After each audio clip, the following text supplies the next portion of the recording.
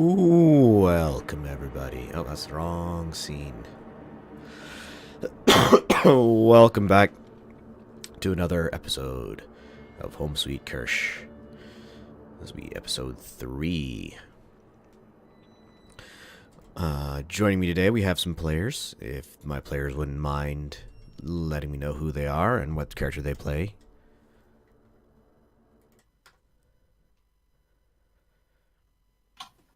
My name is Surtur. I am playing Athena, a female Eastbourne druid. I am Satet, playing Satet, a half-elf cleric of Rhea. I am Intertooth. I am playing Hoggold. I'm a human rogue. I am Holocall playing Holocall, a human fighter.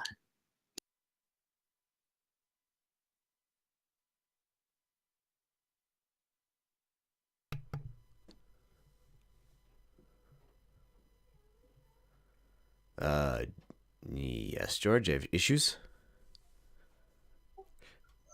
Yeah, I can't see you, and various other issues. Well, we can hear you, so go ahead and let me know. Go ahead and tell us your name and your character's name. I am George Mallory, and I will be playing Alfonso. All right, we'll start off with normal. As normal. Somebody please summarize the previous game for a inspiration point. Everybody else, because I was not here, was greeted by Natasha, who rules the city, and given the quest to go looking for her enemies. They all got paid a paltry 1,000 gold coins because I was not there to tell them that they should have asked for a lot more. Then they went on quests to try and figure out what is going on. Today, we continue that because we still don't know what's going on.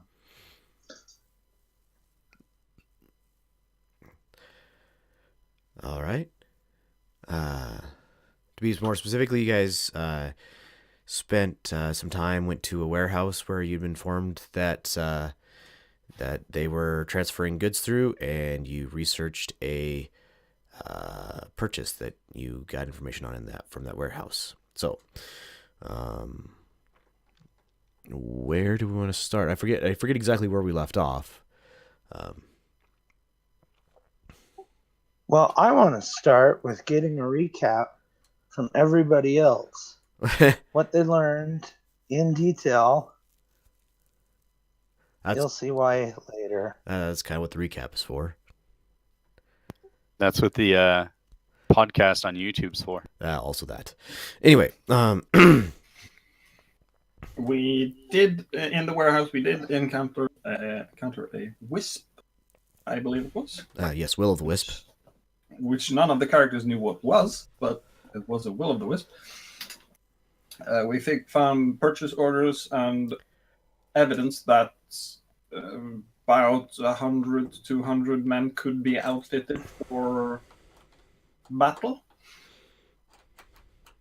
We figured out where someone that owns a place, which was mentioned by the tailor that made the uniforms, mentioned that someone owned a house in Mercenary District, and we figured out who owns the area, that house. And we had an official from the city getting very agitated that someone of that rank shouldn't own that many houses. We also investigated the tailor who's making the uniforms, and he overall seemed pretty innocent.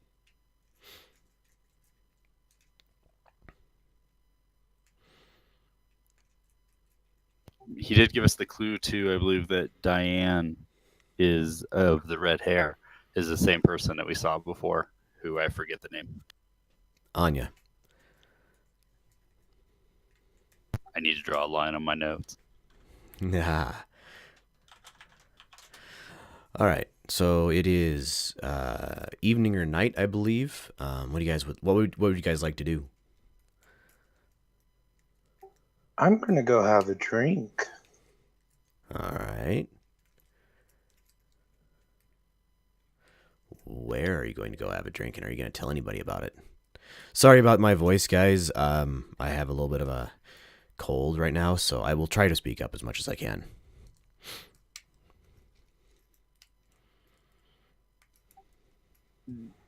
Did we, at the end of the last episode, we all met back at the apothecary shop? Yes, you're all at the the Green Forest Apothecary.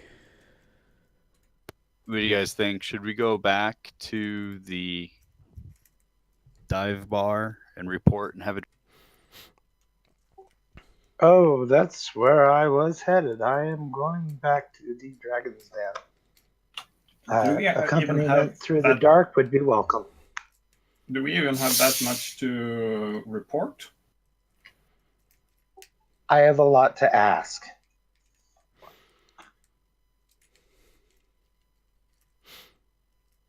All right. Well, I come with you. I'm curious what you want to ask. All right, you guys work your way across town. It's we'll call it early evening, maybe 7 or 8 o'clock. Get back to the Dragon's Den. The door is closed and locked. Can't hear anything through it. When you knock on the door again, the hatch opens. Looking out, who is standing at the door when the hatch opens? I would say George. I am. My shirt is pulled back over my elbows, and I have scrubbed off all the grease paint, and so now my forearms are showing dragon scales. My collar is turned up, and I look dapper. All right. The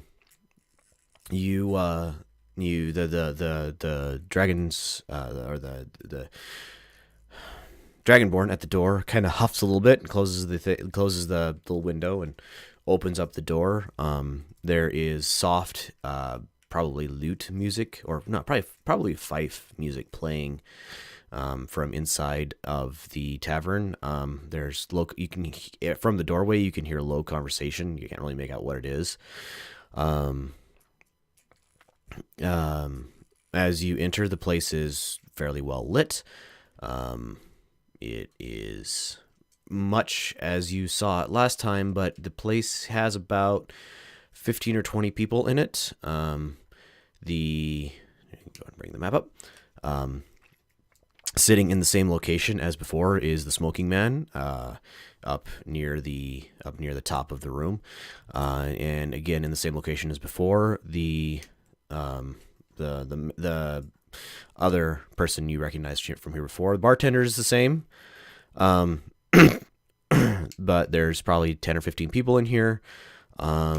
Several of them look human, a couple of dragonborn, kind of spread out over the area, just casually drinking. Up on the stage, just to the top end of the bar, there is a person sitting on a stool, playing a little fife pipe. I think I know what it is.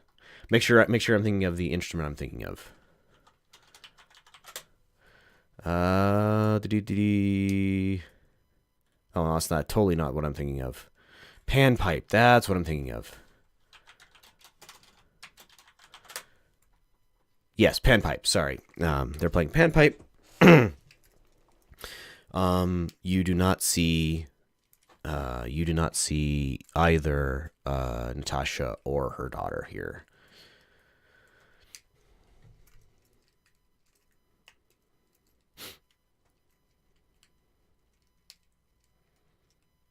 But you are welcome to the bar if you want it, and the bartender just puts drinks in front of you.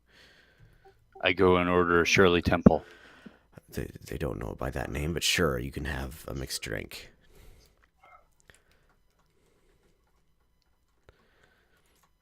I glare at Sadet.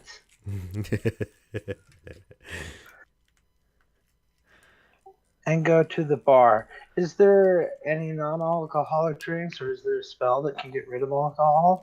Yeah, sure, absolutely. There's non-alcoholic drinks here. They have orange juice and apple juice and milk and other things that you put in mixed drinks, soda water, and pretty much anything you would want. How about some tea? Sure, they can make you some tea. No problem at all. I order some tea.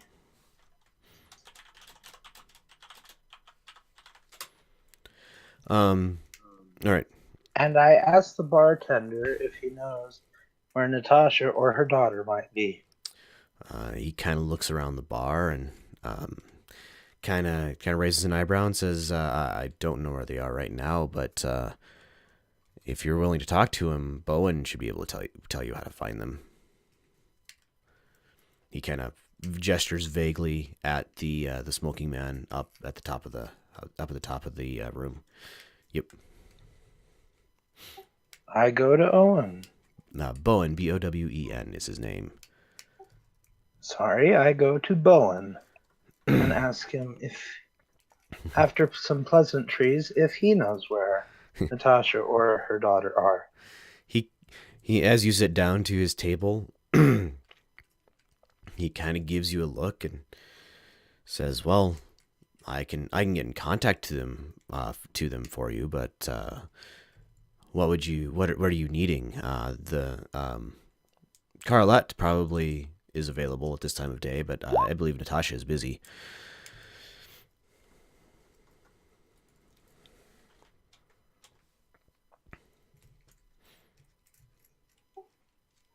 Answers, backstory, whatever you want to call it.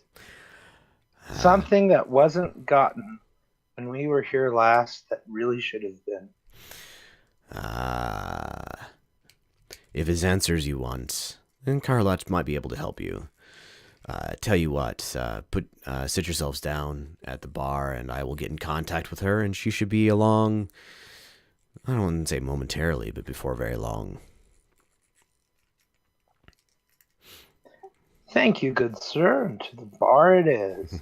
Sit back down and order a very watered down beer.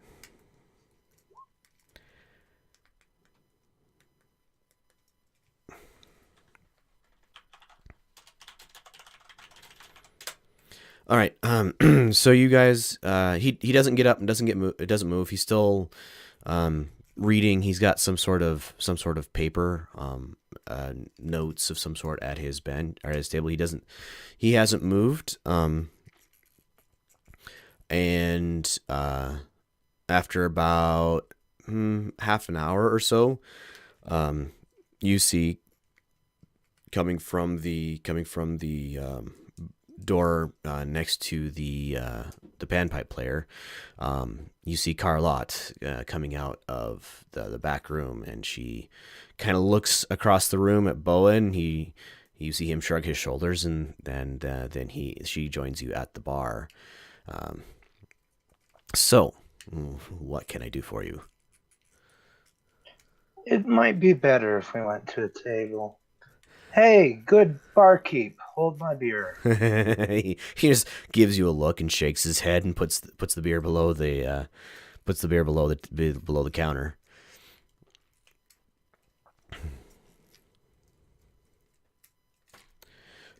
So she leads you back to a table in the back of the room and kind of gives you an appraising look as you guys sit down at the table and waits for you to start. So, who are the green cloaks? The people wearing brass and green, you mean? Yes. Those would probably I mean, you've had more encounters with them than me, but those would probably be Anya's guards or her servants or We're thinking they're her people at the very least. Then why was your mother, Natasha, wearing their colors when we met her? Point of order, she wasn't wearing those colors. She was wearing black. She had a green headscarf on, but otherwise she was wearing black and silver. So. Okay. So just wind it back a little bit. What's going on in the dragon community? Why are you having... she just laughs at you, and just like, I'm not telling you what's going on in our community. Why are you having a gang war, and why are you doing that? Well, and why are you interested in us?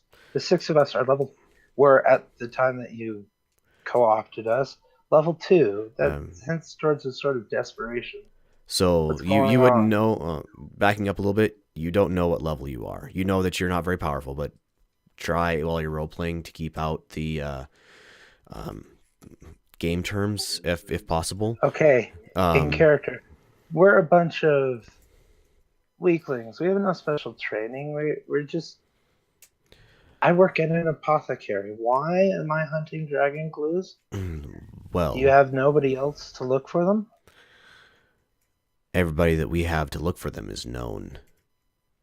You guys were unknown, protected my mother for several days while she was being tracked and hunted, and really we want to know as much as you why Anya attacked us. This is why we hired you. This is really what we want from you, is why is she attacking? Who has put her up to this, and what are they doing? Because I am sure she is wealthy, but she is not wealthy enough to start a war by herself. She does not have the history or organization to do that all by herself. We don't know what she's going after. This is why we want you to help. You have proven yourselves resourceful, and so we decided. My mother decided to give you a job. I fully expect you to die in the next day or two, but either way, if you succeed, it is a moderate price to pay. If you fail, you guys are unknown to us.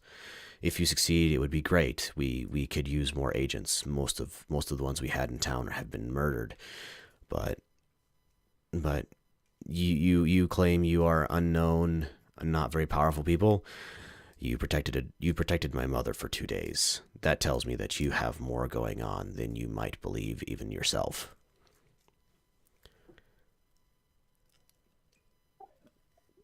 Goodwill and luck does not equal competence.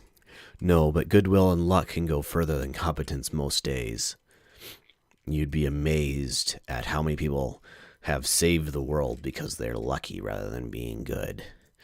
I remember many years ago hearing stories of people much like yourself, weak, small humans who are able to destroy evil, conquer good. Who knows what all they were doing.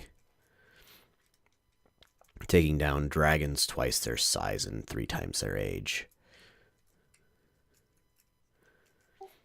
So, what we have so far is that the Green Cloaks have enough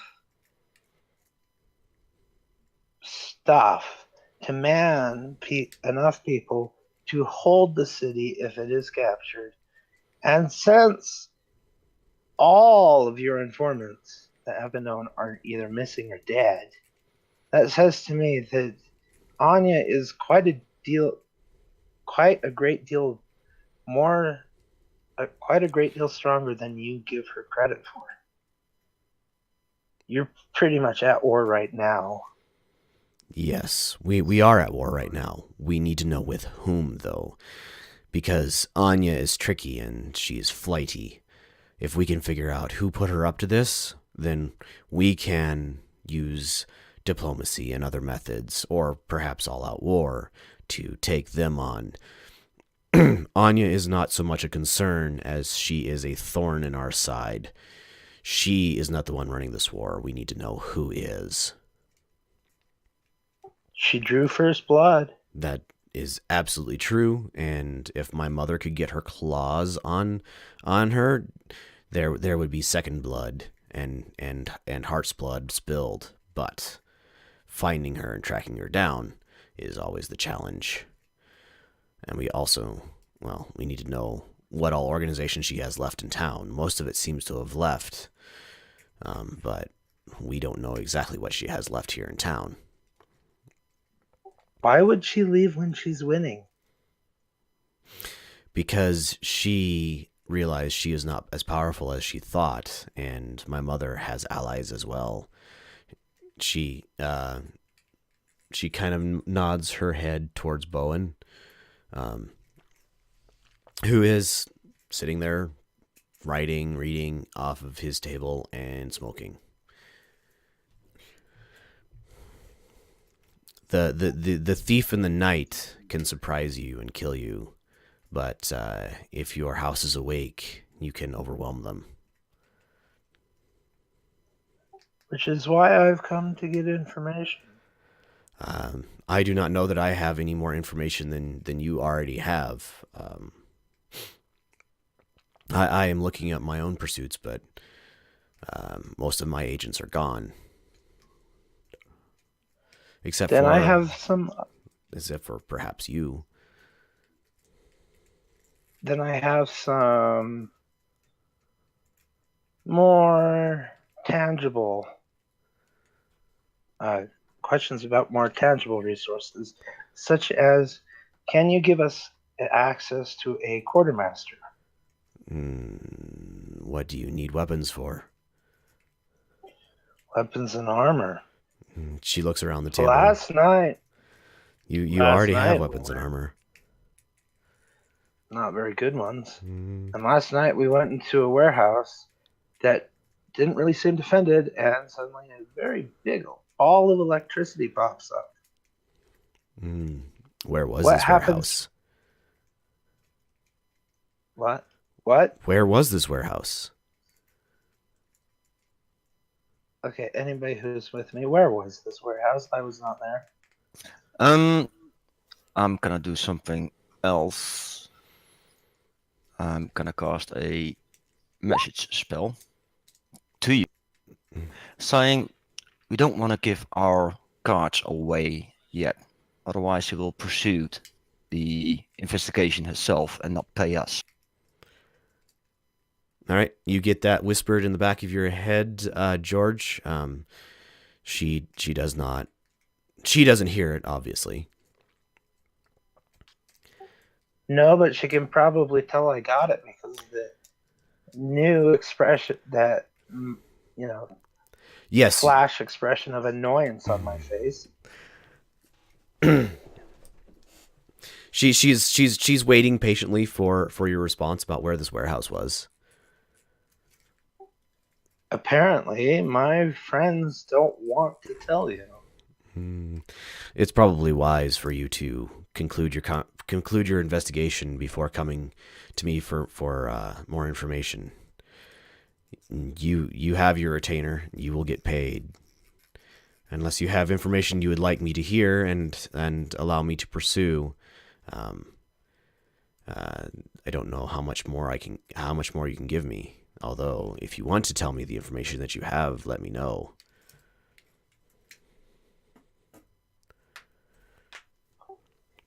Can you give us writs of pardon and passage? Where do you need to go? And if you are charged of a crime, we can speak of that at the time. One of the nice things about having my mother as in charge of the city is the judges listen to her very closely. Or, while we're waiting to be heard by the judges, Anya's agents could just come in and kill us. That is always a possibility, but I will keep my eyes open in the guard, and while you have members of the guard with you at all times, I'm sure they could get messages to important people to let them know who you're working for. Yes, but 6 writs of passage, the worst thing that can happen is that 6 writs of passage get out and you have to hunt them down. Where do you want If you- passage to? You already have the run of the city. Out of character, I am using the term writs of passage and of, let's see, pardon and passage, because I don't know what the real term is. It's basically a paper that says we can go wherever we want. The term would be probably warrant here. Yeah, maybe. She Go wherever we now want, that I do understand whatever what we you're want. asking for, she looks at your guard friends and she reaches into a pouch and hands them a token. Hollock and Morkosh would understand this is essentially a warrant to enter or for investigation. Generally, higher level people who do like crime investigations would have these, and they would be under fairly tight control. So yes, she gives you now I understand what you mean. She gives you basically a warrant for your investigation. Well, it's not just a warrant. It's not just going where we want, doing what we want. It's we can't get in trouble. Period. As in, when Natasha said you won't be breaking any laws if you give us some of these, it would be that. Well, literally happens, although not quite to the way that people there's would expect. not quite anything in this city to that level. I mean, if you murder somebody in the street, you're gonna have to talk with the guards about it. Now that doesn't mean necessarily you're gonna go to jail. It's just that you can't get 007 privileges. The warrant that she has given you will get you a long way, but there's nothing that will just let you get away with random killing in the street, so to speak. Not random killing, but we are against someone who has knocked out all of her informants, which means that as soon as they know it's us, which is about a week, 5 days now, someone's going to go after us, and we defend ourselves, and that could lead to a court hearing, which could lead us into jail, which could lead to them just killing us in prison. Yeah, what I'm telling you is the you're still going to have to talk with the guards, but there's a very good chance that you would not end up in jail with this. This is what you're looking for, basically. If they attack us, it's actually self-defense. Well, and if they attack you, you're with 2 guards. The guards are fully capable of self-defense. So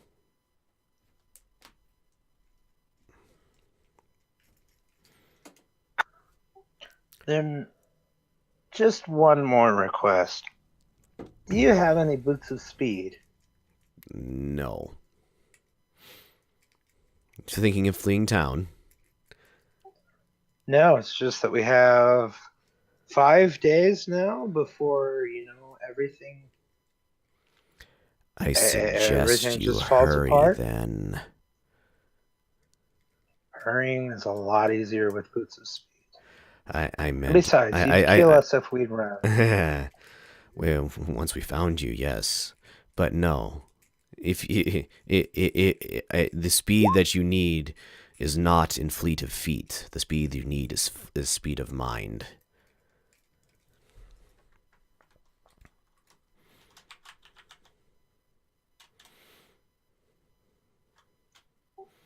Very well then. But it would be quicker if we could know what was going on in the dragon world. What politics looks like. You would be here for months, child. There's no easy or quick explanation. No condensed version of the last 3 months? The condensed version of the last 3 months is my mother was stabbed in the night, and she wants to know why. Well, we all know who. Yes, we all know who. Now we But want we to know don't know why. where she is. We don't know where she is, and we don't know why. So we need to find out. I'm going to stand up and say, thank you for your patience. I think we can go now. She stands up as well and bows at you. Give I me stand up and bow at her. Give me a notice roll if you all would please.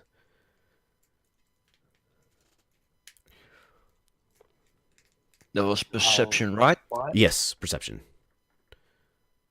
Ooh. Holy buckets, Batman. All right. Nice rolls. Yeah, no kidding.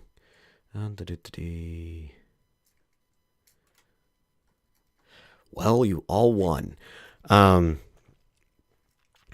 As you guys are leaving the room, you notice the panpipe player is they have you get the impression that they have been watching you, and they are noticing you leave the room.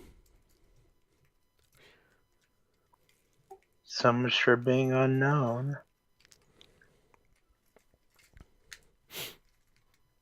All right. That probably took about an hour all told. What would you guys like to do now? Well, first, I'm going to take off my wig. Go right ahead. Well, gentlemen, I believe it is rather late tonight. I think we should rest and regather in the Agreed. Sure.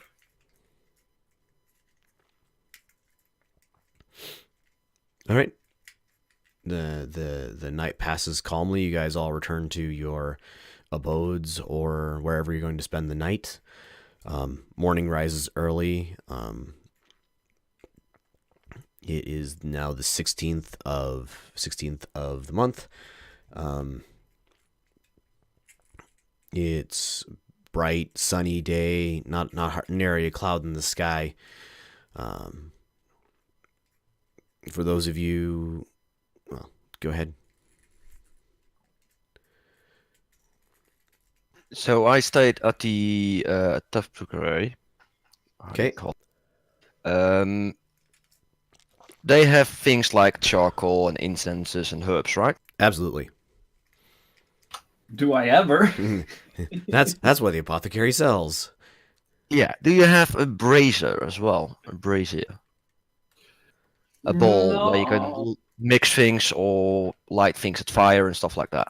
I would have more mortar and pestle, but a brazier Sure.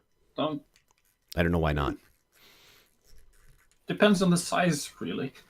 Because in my eyes, a brazier is sort of a large signal fire thing. No, it's just a small bowl where you can put stuff into and light it. Well, I have pots and pans, and I do have a fireplace. Then I want to spend. I will give you 10 gold for some goods, Yes, brass. and that's brass now. So you are 10 brass richer, and I will spend an hour in the morning. Get up early All right. to do that, and that's a wall of text. That is a giant wall of text. What are you doing? Find familiar.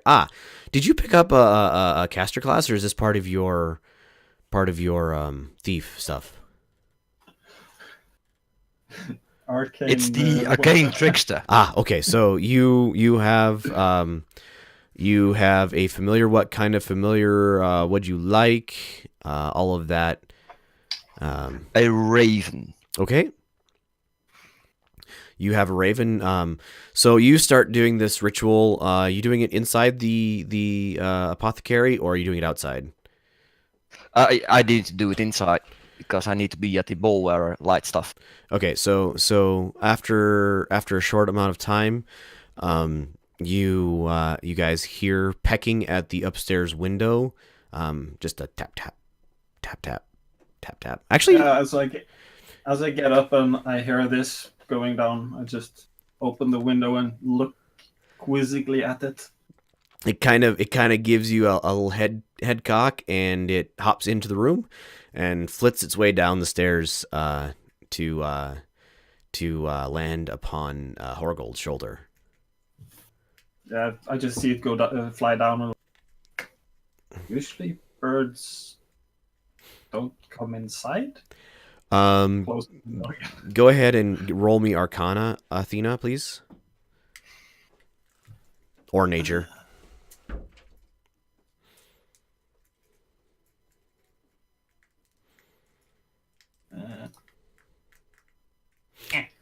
Nope. 10 is good enough. You know this is not a natural creature. So you are fully familiar that this is not a normal raven. You're not exactly sure what kind of raven it is, but you know it's not a normal one. I just shrug my shoulders, close the window, mutter to myself, I need to get the carpenter to fix the dang lock. That's right, the lock is still in fact broken. And I walk down to the shops to open for the day.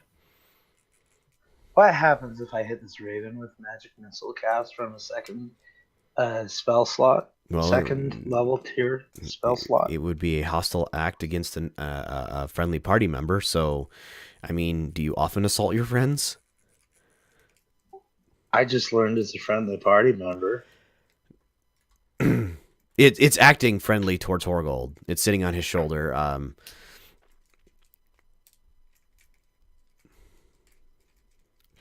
Oh, does this beast disturbs you? And I snap my fingers and it disappears into thin air, just smoke, and it's gone.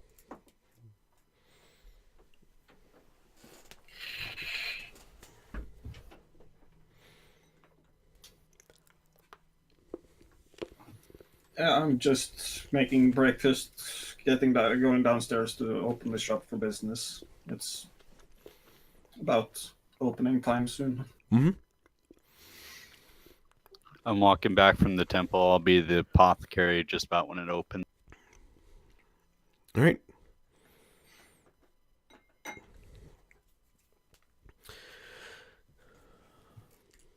You guys all gather up in the morning. Plan on doing anything during the day today?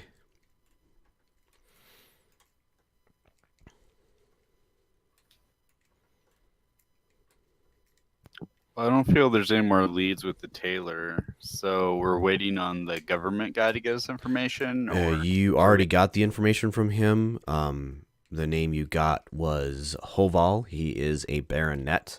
He has he owns like 25 properties in the mercenary district. He has a townhouse or a house kind of in the northern part of town. Let's go burn it. Just kidding. If anybody's willing to go, I would like to take the 400 gold bag that we have 200. and go shopping with everyone. It was 200 gold. Yeah, it was 200 gold. Brass. Sorry. It was 400 last week. Nope. Nope. No.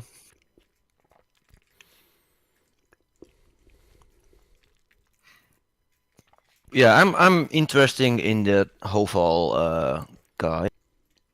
So I might want to scout his place out. He's in the shopping district, right? No, he's kind of in the northern part. If you guys have the stream open, I can actually bring up a map again. Yeah, it was just about the mercenary district. Yeah, so the mercenary district is this part of town right here. I'll leave it up for a little bit because stream delay. And I tried to get this map into Roll20, but it failed. I think it's too big. I need to make a smaller version of it. He lived kind of up in this part of town, near-ish the wall, not far from the tailor. Actually, not that far from my shop either. No, it's not super far from this shop. It looks to be further to the mercenary district from the shop than to his house. Correct. That would be fair. Because I think you said my shop was sort of just a street or an alleyway off of the small.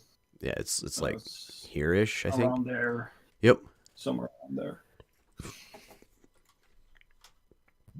Yeah, I'm game to go scout. I need to stop by a carpenter and try to schedule some repair on the window upstairs. Yeah, I'll disguise myself though with the disguise kit. Not sure how that works. So HOVAL, yes. The disguise kit, you roll, not sure which skill it is, but let's bring up your character sheet. The skill would be I'm thinking deception. Deception. Yes, it would be deception. Deception or performance. So it would be deception. With the disguise kit, you can basically alter the way you look. So you don't look like yourself. You can look slightly bigger, smaller. You can add a beard. You can't take a beard away unless you shave. Change facial color, so on and so forth. Add or hide scars.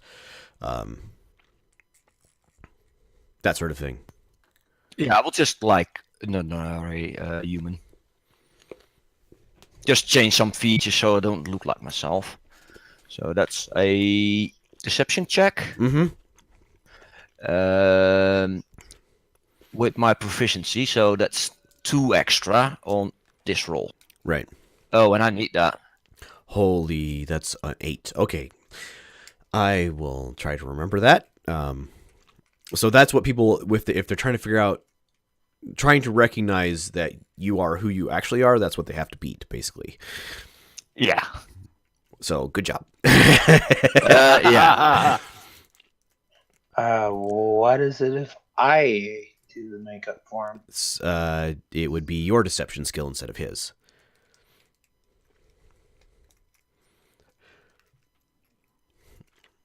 And I don't know if you're proficient with it. So it's, yeah, basically the same. So you guys really rolled really good on if you had advantage. Yeah, but I don't have it. Just give me the proficiency bonus and that's it. Yep. All right. So what's the how do you get an 8 if he rolled a 6? Because he is proficient with the makeup kit, so he gets his proficiency bonus on it as well. All right. You can be proficient at makeup kits? It's part of his character. Yes. Man, I lost out. All right. So you're going to go up and scout the place. What else is everybody doing? Athena's running her shop. I'm doing a momentary shutdown of the shop to go find a carpenter. Like, How long has it been since we got here? The shop just opened in the morning. It's maybe 8, 9 in the morning. Sorry So about the complete sounds. reset.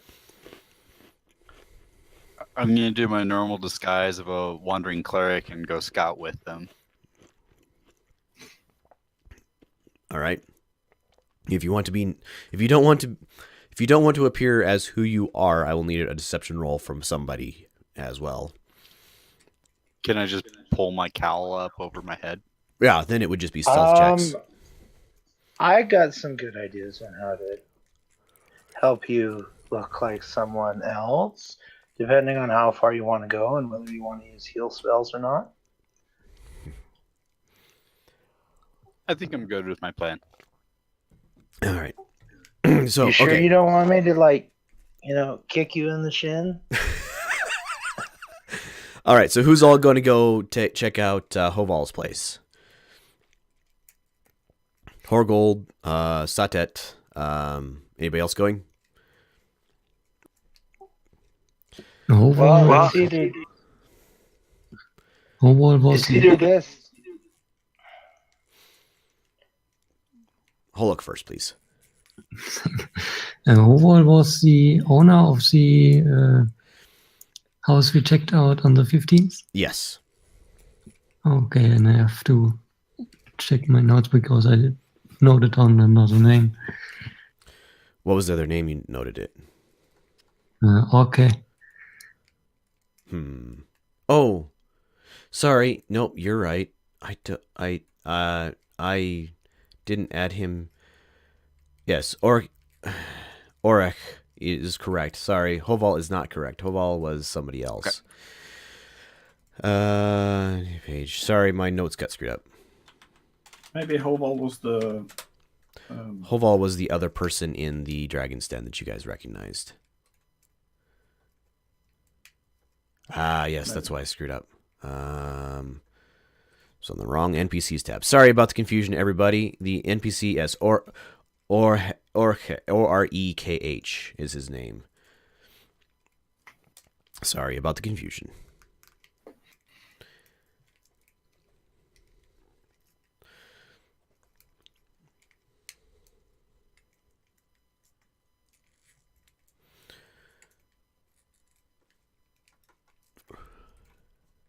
Yes, that is Orke. I have trouble saying his name, but yes, that is how you spell it, Holok.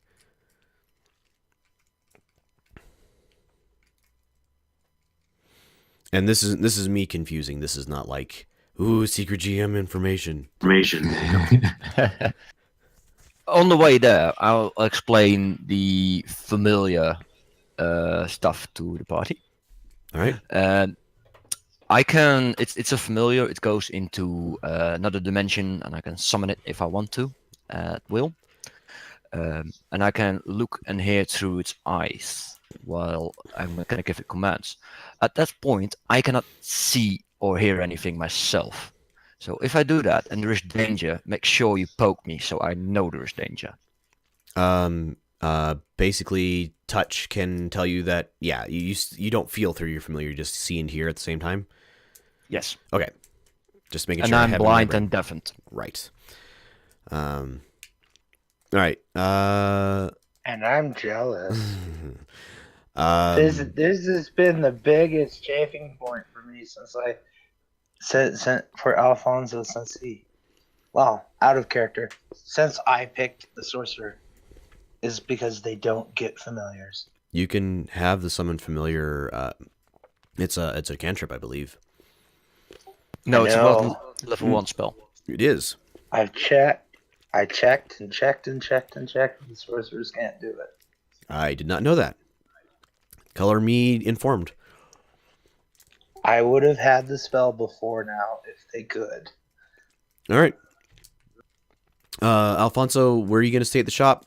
Go with Athena or go with the group that is going to check out Orkesh's place. Okay, Athena, where are you going? I'm going to find a carpenter so I can get the window fixed in my upstairs. Yeah, in the bedroom. So that latch is busted. I'm going to go with the group. Because it's either that or walking around, skulking around the shop trying to find people who are looking at us. All right. And Holok, where were you going to go? Where were you at? I think I will join the group checking out Orke, or however you spell that. Okay. We will start with Athena. You go to a carpenter you know. It's not hard to find.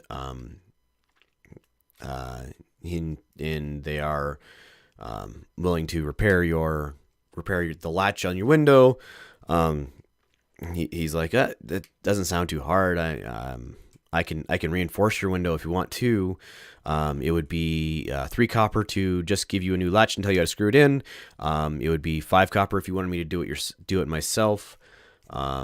if you wanted me to reinforce the window frame so that they couldn't be less likely to do it again, or had a better, actually like a better lock, I could do that for probably a few bronze. I'd have to actually look at the window to know.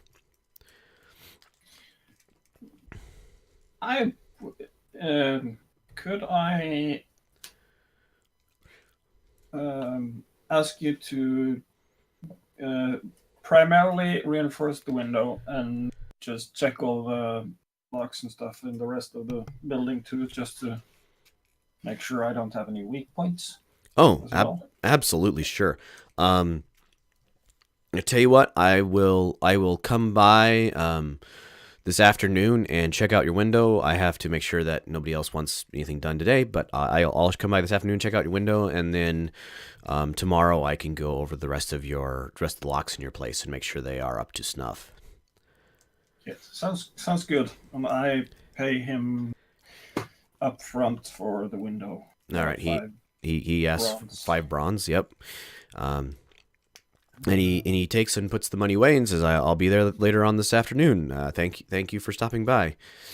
And just for my own auto character, it was 10 for each step, so yes, 1/2 would be 1. Yeah. Yep, Okay. correct. Thank What is your passive perception? you. Passive perception. Wisdom 15. 15 would be good enough. As you are coming out of the shop, you notice somebody has been following you for a while.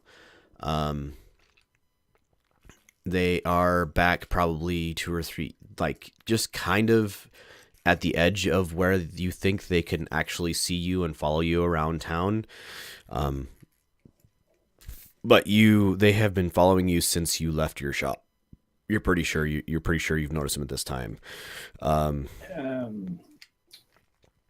If I notice them and I start making my way to some alleyways, I know I can duck in another alleyway before All right. see me go.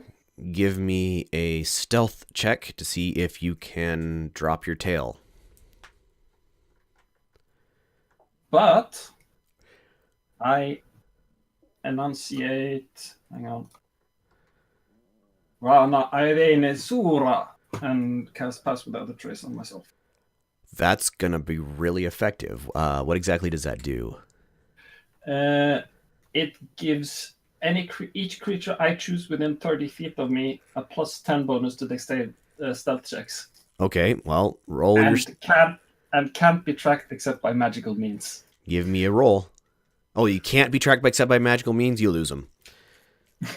I leave no tracks or trace of where I've gone after I. So as I turn the corner, I cast Pass Without Trace and just zip along a few alleyways and just. Yep, you are after maybe 5-10 minutes. You're absolutely sure that you have completely lost them. There's nobody following you anymore. All right. We'll come back to you.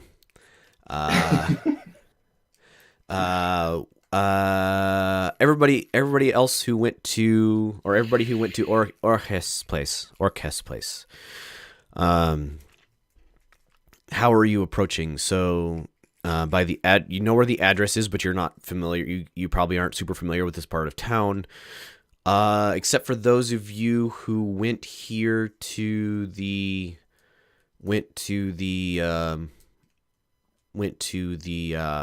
tailor. Close to you. Yeah, the tailor. You wouldn't have walked by this place, but you know the street that it's on, and you know kind of the general layout of this part of town.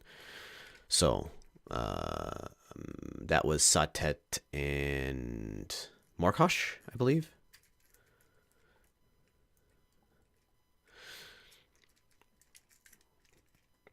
Well, I don't want to be walking with the group because I'm just a wandering cleric. So I'll just wander down the street, but stay within like 50 to 100 feet of. All right. Sawtesh, are you sure you don't want me to kick you in the shin? I try to look like a normal guard on patrol. All right. Give me a normal guard on the patrol. That would be probably a charisma check of some sort. Character sheet. See if you have any useful skills.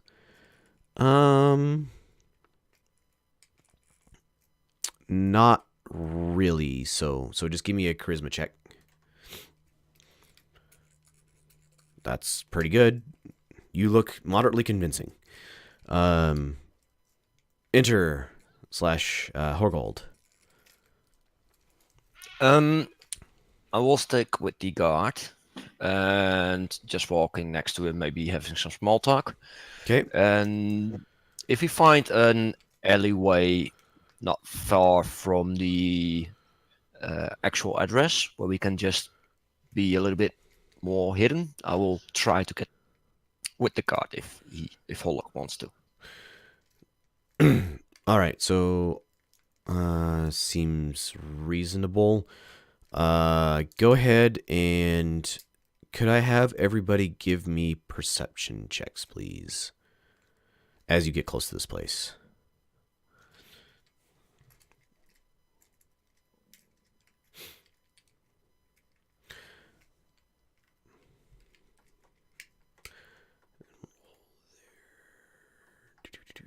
I just want to stay away from the place, not really too close, but so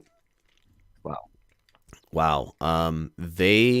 You guys, as you start getting closer to this place, everybody spots that there are like people, like there's a person across the street leaning against the wall. There is somebody in the window of the or not the window, the no, there's that's what you see. You see there is a person across the street from this house watching the house. And you all are capable. You all spot him. He's not doing a very good job of hiding his presence. He looks like he's trying. Okay, so that really come with me. We're gonna go into behind that house over there. This is only going to hurt for a little bit. No. Trust me on this one. I have an idea. Okay.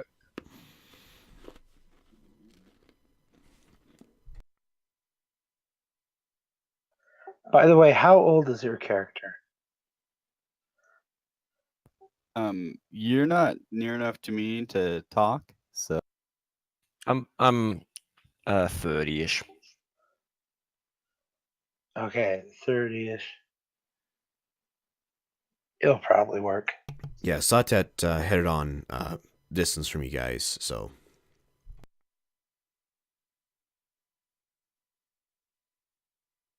I've got to get to where Satat's going by a different route.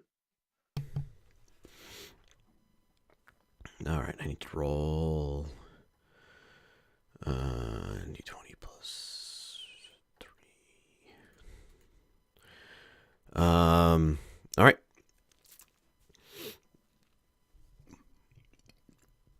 So this is a fairly well-appointed building. It's been freshly painted. It is 2 stories, but it's obvious that the like under the top story, there's probably enough room for at least a partial floor. You're not sure if it has a basement or not. It is got buildings on either side of it.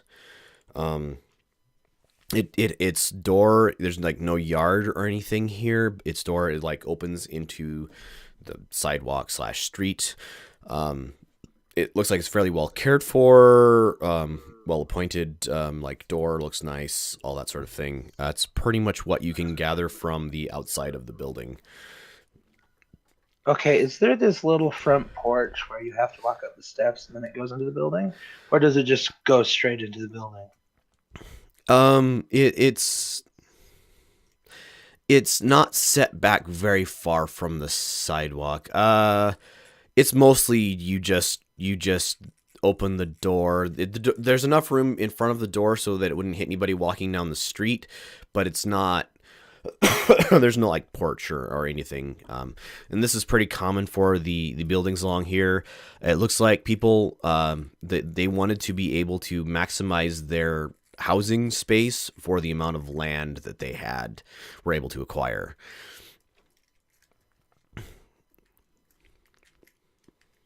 Okay, so Todd, you behind that house yet? No, I'm still in Front Street because I don't know what you're doing. Well, what we're going to do is I'm going to kick you in the chin. Then you're going to lean on me. Then we're going to have you limp with me, under your arm, supporting you. We're going to have you limp up close enough to that guy watching the house that we can see him with clarity and know who and what get his description and so on. Yeah, I'm not on board with that plan. I'm not doing. You guys have a pretty good idea what the guy across the street looks like, just because he has done such a poor job of hiding his location. I still like my plan better, to look for a dark alleyway where I can execute my plan. What's your plan? Send my raven out to scout.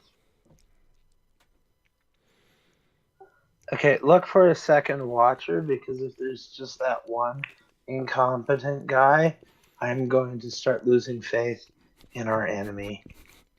Yeah. So, can we find a alleyway not far from here, what is away a little bit from the... not crowded? Yep, absolutely. There's alleyways everywhere. Most of them are kind of fetid. This is, people in this part of town don't have sewers, so they just dump their night soil out into the street or the alleyway behind their place. It is dark. It's kind of crowded, but there's nobody around. The alleyway you found is small, probably no more than 6 or 7 feet wide. You could reach your arms out to either side and touch the buildings. And there's trash and stuff along here. But yeah, you can get out of view of the street pretty well. Then I'll summon my raven. Yep, your raven pops back into existence. And I'll give it the command to scout the area for other people, and I will look through his eyes and ears. All right, give me, I don't know if it's different than yours, but give me your raven's perception check, please. Let me check if the raven is at the back. I think I have to use mine if I'm scouting. That seems correct, but I'm not sure. You just gonna have the raven like fly over the house, or Well, just make a circle first around the house, okay, to scout the area, and then I want to look into the windows and stuff like that. All right.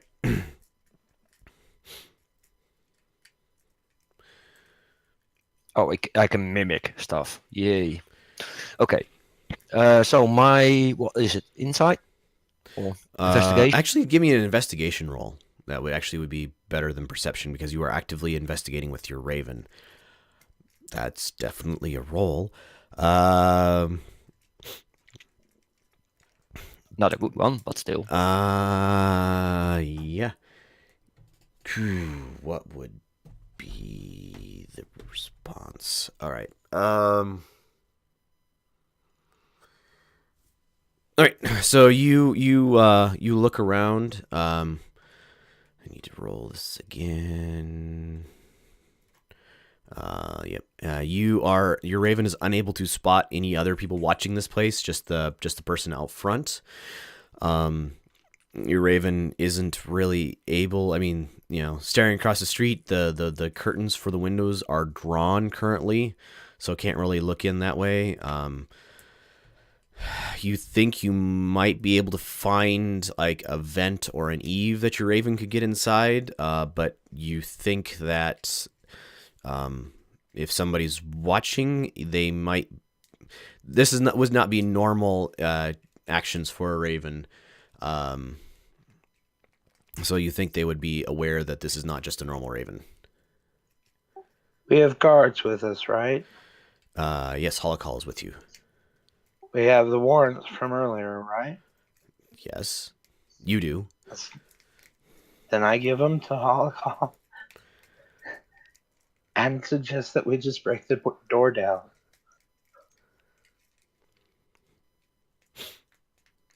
Yeah, I'll call my raven back.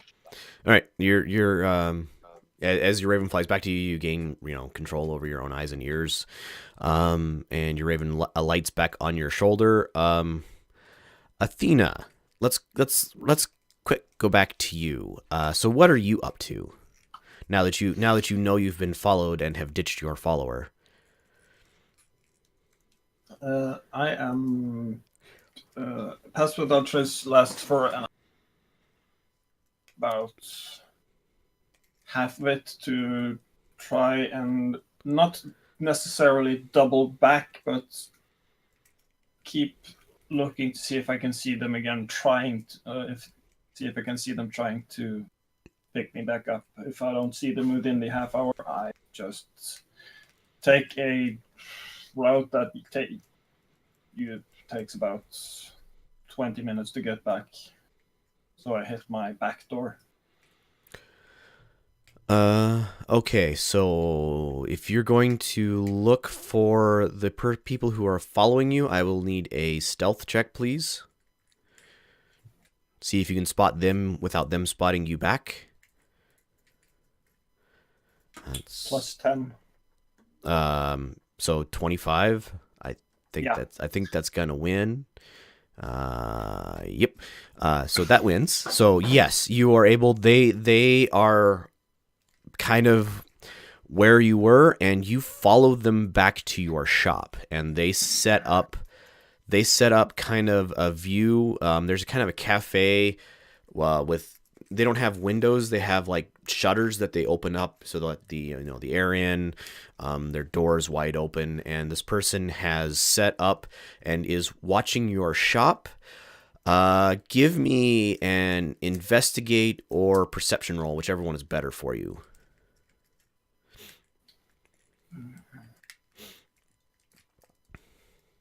They are basically the same. All right, that's good enough. That's not good enough. Never mind. Nope. That was a different roll than I thought it was. You are unable to spot anybody else. But you kind of have the feeling in the back of your mind, if somebody's watching the front of your shop, there's a really good chance that somebody else is watching the back. Just as a person, you can't find where they are, but you expect them to be there. Yeah.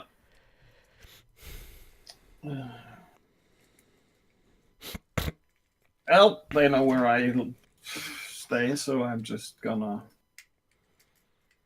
sort of loudly stomp by them from where they came from and just go into the shop. All right, so you go into the shop. The person kind of jumps, just ever so slightly jumps as you walk past them, and then they kind of settle back down and are. You can actually see them from your front door. If you open the door, you can actually see where they're sitting, and they are watching the shop. Give me a wisdom roll, please. Please tell me some of Alfonso's paranoia has rubbed off on Athena. You're thinking that if you were followed, that your friends would be as well. Yeah, I was gonna think that regardless, but yeah. Do I recognize any or faces from the guy that I see across the street? The guy who was across the street was a person who was following you earlier. You haven't recognized anybody else. Yeah, I'm thinking, does he by chance look like one of the two that wanted to get into my party? No, he does not.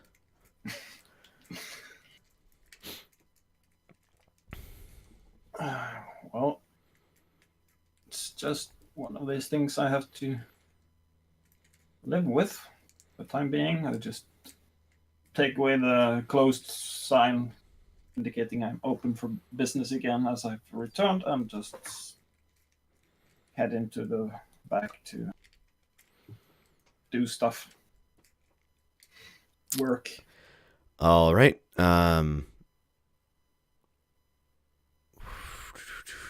We'll come back to you.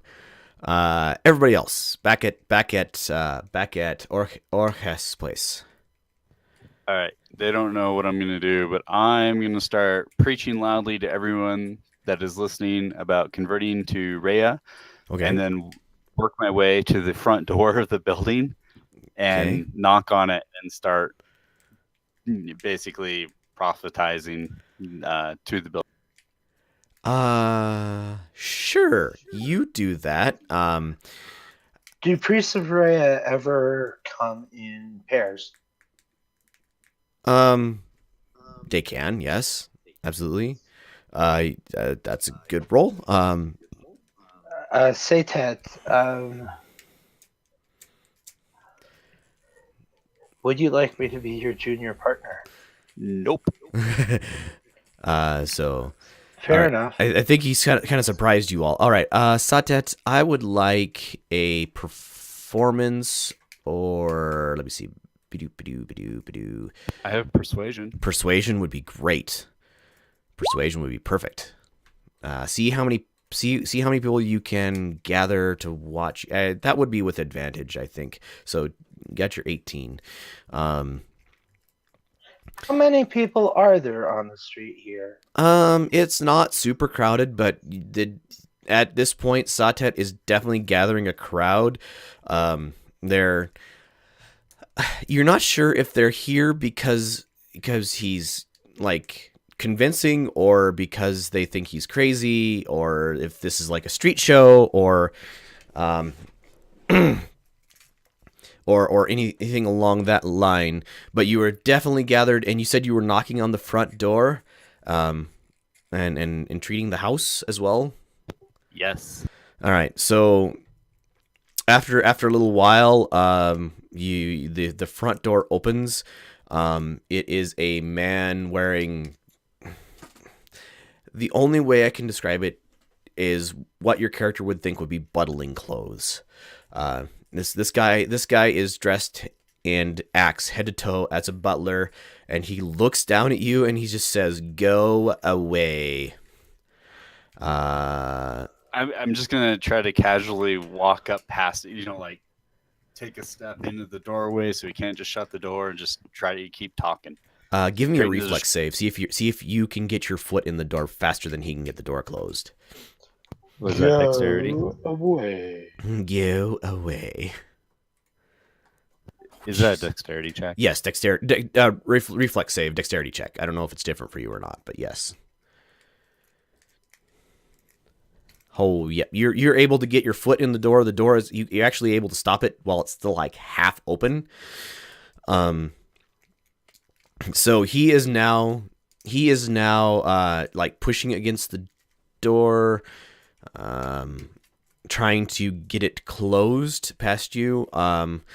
What is ever you have the door open. It opens up into a fairly big room. There's like two arched stairways going up to a upper landing.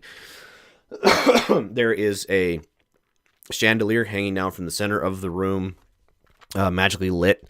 There are a couple windows in the front. They have their curtains drawn. There's not really a lot of furniture in this front room, but there is a door just to the back of the room, and there's also a door in the landing area you can see from upstairs. And you have the door open, and you are preaching at this man, and he is currently trying to evict you, but he's not being very effective at it. What is everybody else doing? Is, sorry. Can I see him? Okay, so I'm hiding in the sides a little bit of the crowd. Yes, you can absolutely see what's going on. Your friend is halfway into the building. Is he friendly or fighting? The butler is not like punching, but definitely making an effort to close the door and evict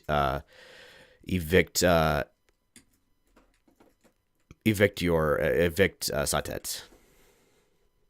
I'll walk up to him, give Satet a shoulder, a pat on the shoulder, and I will cast it on the butler. On the butler. All right, he gets a save, I think. Yes. All right. What is his saving throw going to be? I will tell you when to roll initiative. It is a wisdom save. Yeah, you got to beat a 13. All right. Do. Roll that. He does not save. Okay, so you make a wisdom saving throw. And does so with advantage? Oh, let me roll that again. Then. If we are fighting, It depends on your. Yeah, he's trying to. He would be fighting you. So, yes. But he still fails even with advantage. Nice. The charmed creature treats you as a friendly acquaintance. So, yes, he looks confused and then says, and then is looking at you. Like, just kind of giving you the expression of just hang on a minute. I gotta evict this guy. Then I'll talk to you. Like you would with a friend has somebody annoying hanging out next to them. Oh, I will say to him. Yeah, he's with me and the other guy as well, and we have an appointment. So we already noticed that we come. Sure, sir. Come right in. And he opens the door and lets you guys inside. I'll stop preaching and just smile with a real poop-eating grin. All right. We're gonna rotate back to Athenia at this point. Before we do, is my character actually contributing or doing anything? That's up to you. Because, counting people in the street, that's not working. There's a guy already on the other side of the street. We know that. And, right now, Alfonso is bored. All right. Well, and I'm trying to think of reasons why he would stay and reasons why he would go back to the apothecary. It's up to you whether you want to stay here or head back to the apothecary.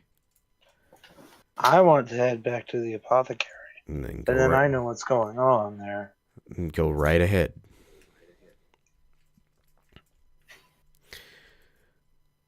I go back to the apothecary and I make sure that I don't have a tail.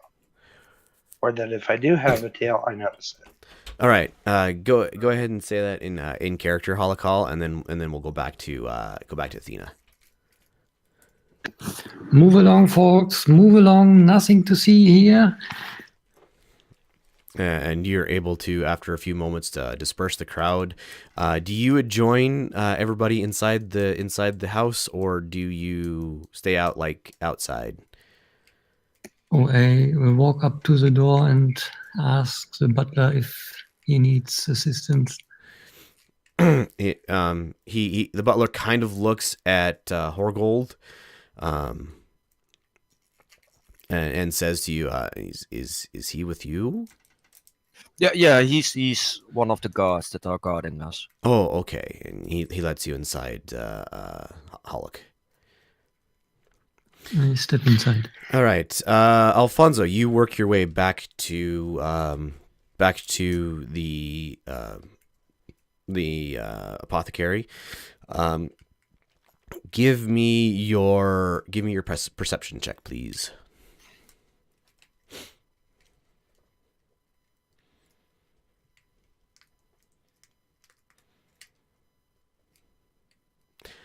You do not notice anybody tailing you. You get back to the apothecary. There is nobody currently in the main entrance. Athena is obviously in the back of the room, making sounds, preparing stuff, doing apothecary work. You hear Athena. You hear the little dingle bell. I'm assuming on your door open up. You think it would be early, but this could be the person who'd work on your window. Yeah, I stop what I'm doing and head out to yoink. And Alfonso is out in your front room. Oh, hi, Alfonso. Back so soon?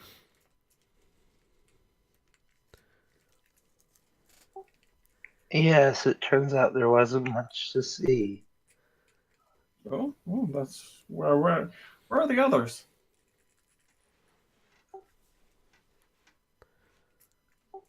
The others are indisposed. How so?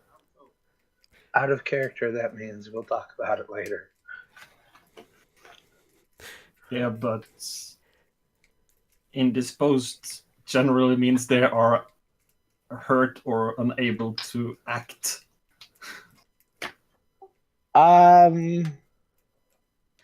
I grew up, it means they can't talk to you right now. So like they're busy. Occupied. They're busy is a much.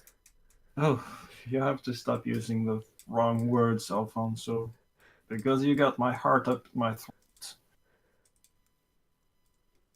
Oh, by the way, someone's Sorry watching about the that. shop. Someone is watching the shop. We are being watched.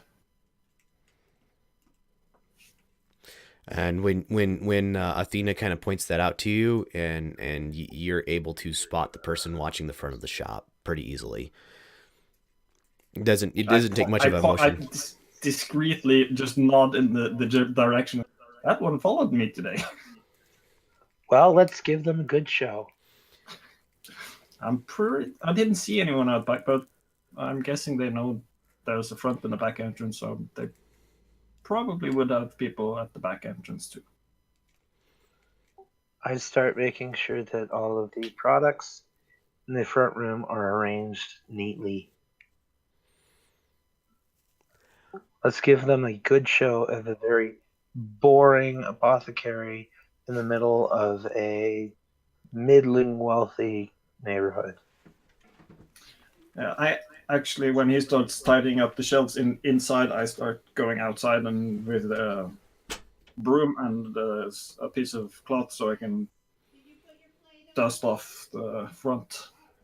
Just All right. After a short amount of time, the front door opens again. It is the carpenter.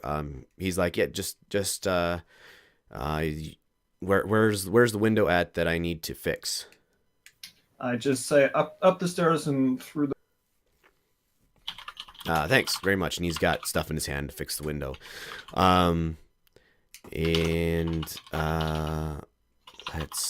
Let's find out.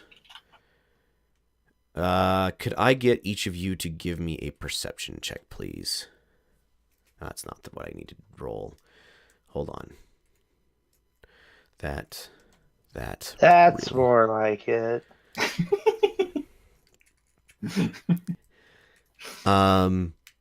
You guys, Alfonso, you do. Athena, you do not. You hear a tinkle and a thump upstairs as you are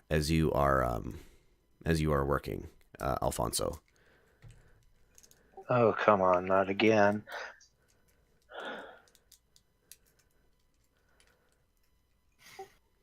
How much collateral damage does Thunderwave do? It Like would objects? it would completely inanimate objects that can be moved. It would push them all around. So it'd basically wreck the upstairs. It would at least redecorate the It upstairs. would at least redecorate the upstairs.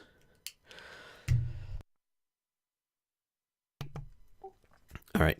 I get my crossbow ready. Okay.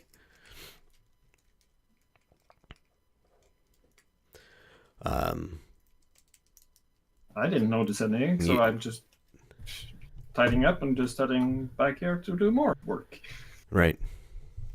Give it probably an hour. I'll go up, check if I can't hear anything. I get my crossbow ready behind one of the shelves. So like where they can't see me. So it is strangely quiet upstairs.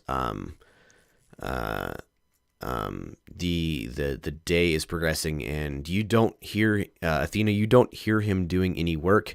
Alfonso is standing behind one of the shelves with his crossbow, kind of staring at you. What is it now, Alfonso? We put Well, that down. If it is,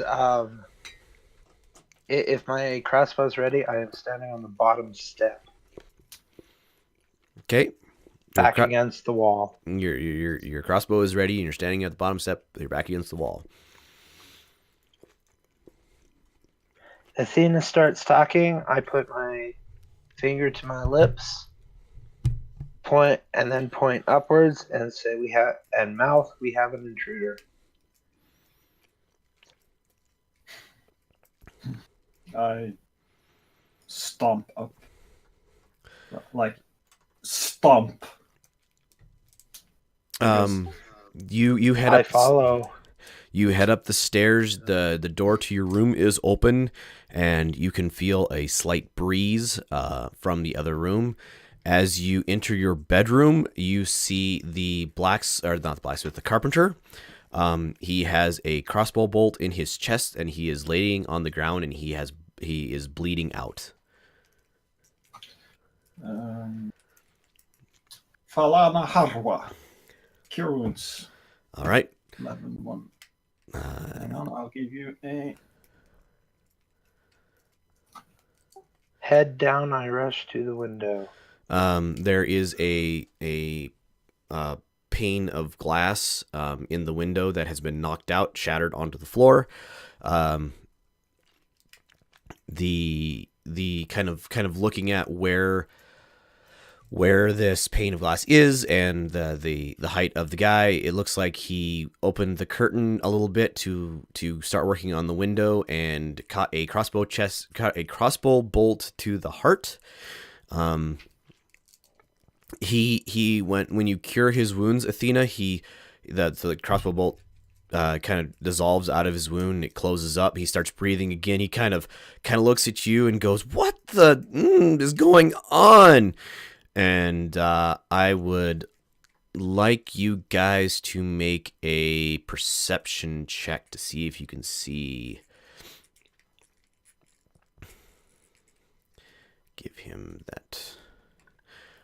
Alfonso, you spot the person across the street. Athena, you do not. They are on the roof of the street across from you. They are wearing dark clothing. They have gotten themselves some cover of the roof behind you. And at this point, we are going to go back to the other group. This is going to be a really interesting encounter, I think. Back to the other group. I have no idea how I'm going to run this.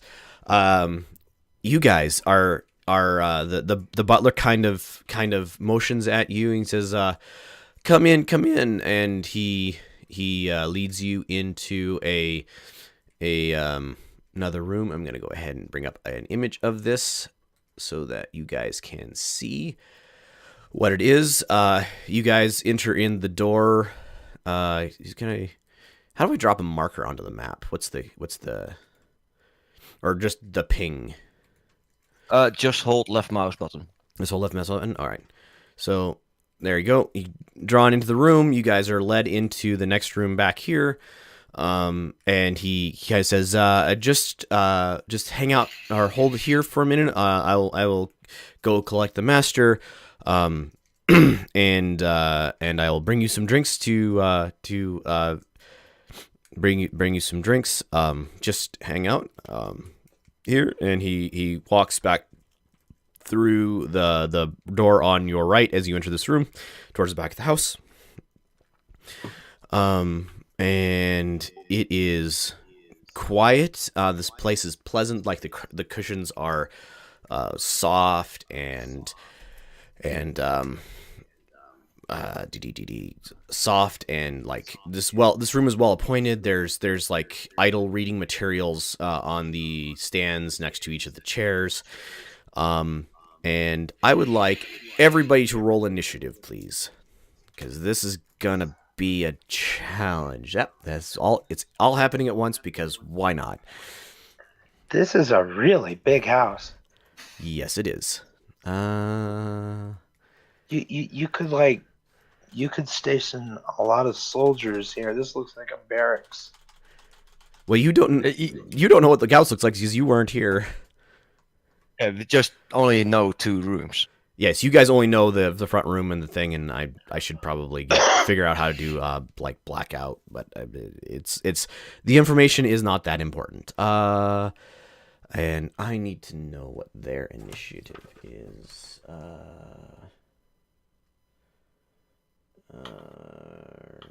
Dexterity +1, so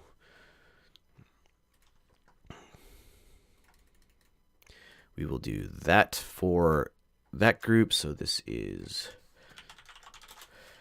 8. We have Horgold with 8. You have a higher dex bonus. Satet.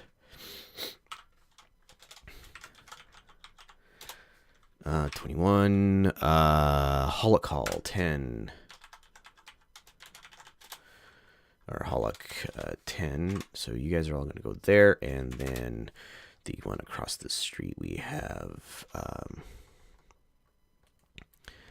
Okay, so we have second group. I need initiative rolls from Athena and Alfonso as well, please.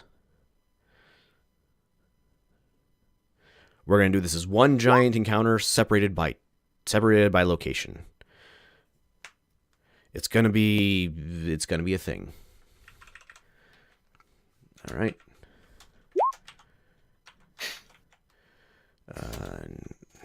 9, and we will go. I know how we're gonna do this. We'll go down this way. So 20. This is 21, and we have DHINA 9.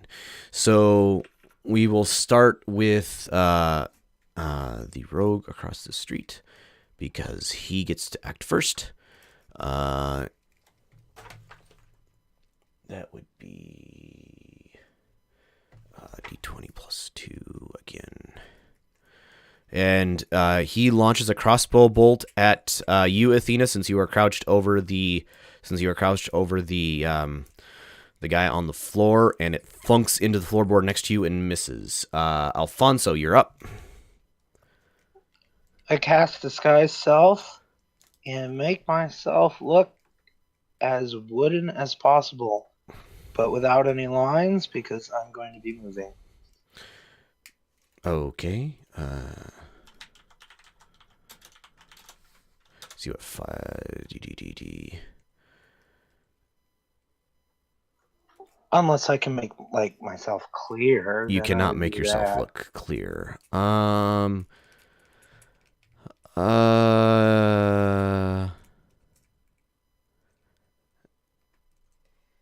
Okay, so you're basically trying to use this as like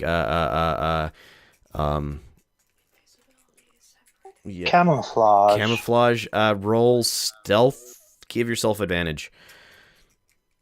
to see if you can lose track of him. Yeah, you're pretty sure he knows where you're at still. Are you moving? Or staying in the room?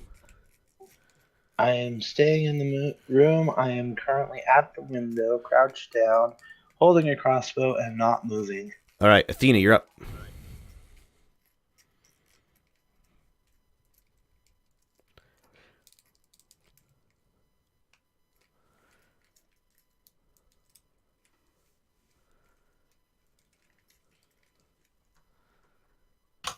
All right. Question: Can Yes. I cast Entangle on the roof? You have line of sight. It's less. It's probably 20, 25, 30 feet away. What's the range on Entangle? 90 feet. Yes, you can get there. It can get there. Then hang on. I've made spell sounds for all of this. Yep. Graspian Aerulia. And just motion towards the roof. Succeed, strength, Or or is that- restrained. All right, so they need to make a strength roll. Their strength is going to be that. They are restrained. Then I'm starting to run downstairs. All right.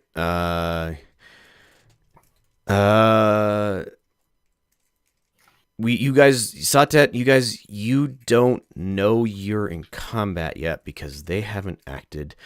So we'll treat that as that. Well, basically, Satet, Halak, Horgold, you guys are sitting in the room for a few minutes, and you hear a crash from the back of the room and a door slam open, and footsteps in the hallway behind you. Go ahead and from there, act if you want to. What's the distance between here and the shop? Distance between there and the shop, at a dead sprint, you could probably get there in 5 to 10 minutes. So it's more than like 200 feet. Yes, it's more than 200 feet. Okay. I'm going to go ahead and equip my mace and shield and hide kind of just off the side. All right. I do the same. I equip my shield, stand up from the chair, and look in the direction of the sound. All right. I'll go in stealth. That's it. Go ahead and when we get there, we'll give you we'll see if they spot you when they enter the room. All right. I don't know where you are, right? Back to the other group, top of the order. The rogue, I'm assuming it's a strength check to try to break free of his entanglement.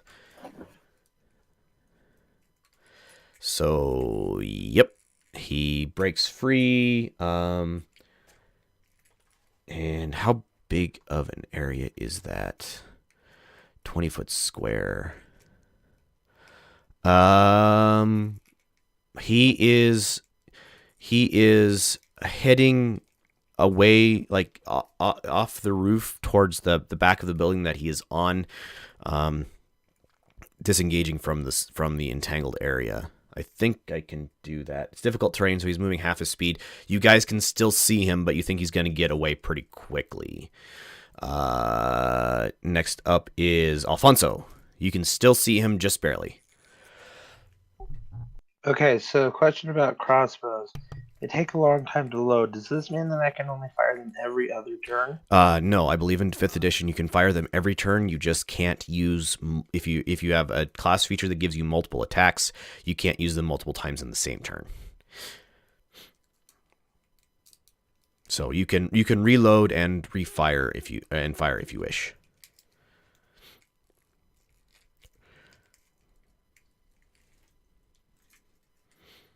And there is a Is feature. Is he running away? He appears to be running away, yes. How far away is he? He's maybe 50 feet. Well within the range of a crossbow. Yeah, I was thinking of something other than a crossbow, but if it's 50 feet, crossbow it is. All right.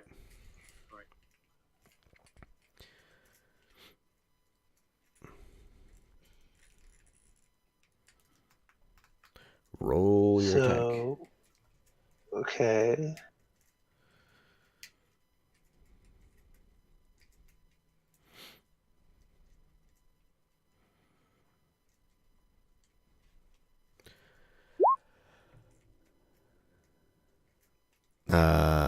You miss. Althena, you're up. Still running after him. So I'm on my way out the door. you are on your way out the door. So that's about. You can get out into the street. You can still see him as you think. You think there's an alleyway that you can possibly track him. Give me a perception roll as you get outside your shop.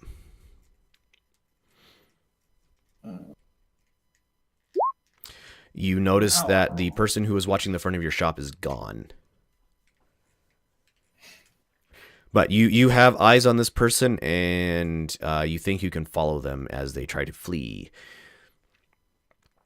You're probably 40, 30, probably you had to go down out your shop. You're probably 30 feet, 35 feet away from them at this point. And that would have taken both of your move actions to get there. Yeah. All right. Satet, you're up. You hear footsteps definitely coming down the hallway at this point. And there's also a door opening. Hold on, I'll mark it as well. Door opening here. Not that you know where that is, but None of the doors to our room are open yet. none of the doors to your room are currently open. I'm going to brace and get ready for a spell, but until I see something, I'm not going to do anything but be ready. Just gonna hold your action. What action are you holding, or are you just? I'm actually just going to hold an attack action. Okay. So first person, if you want to, the first person who comes through that door, you can attack. Holocall.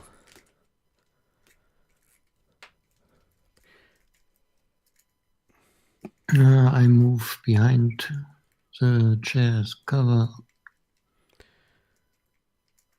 All right. And ready my longbow.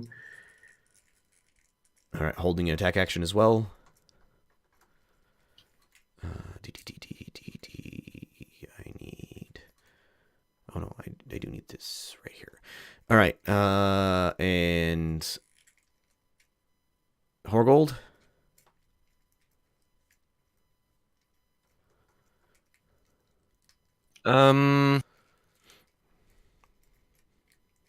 Are the doors locked? Or do they have locks? The doors. Interior doors to a house. Sure, they would have locks.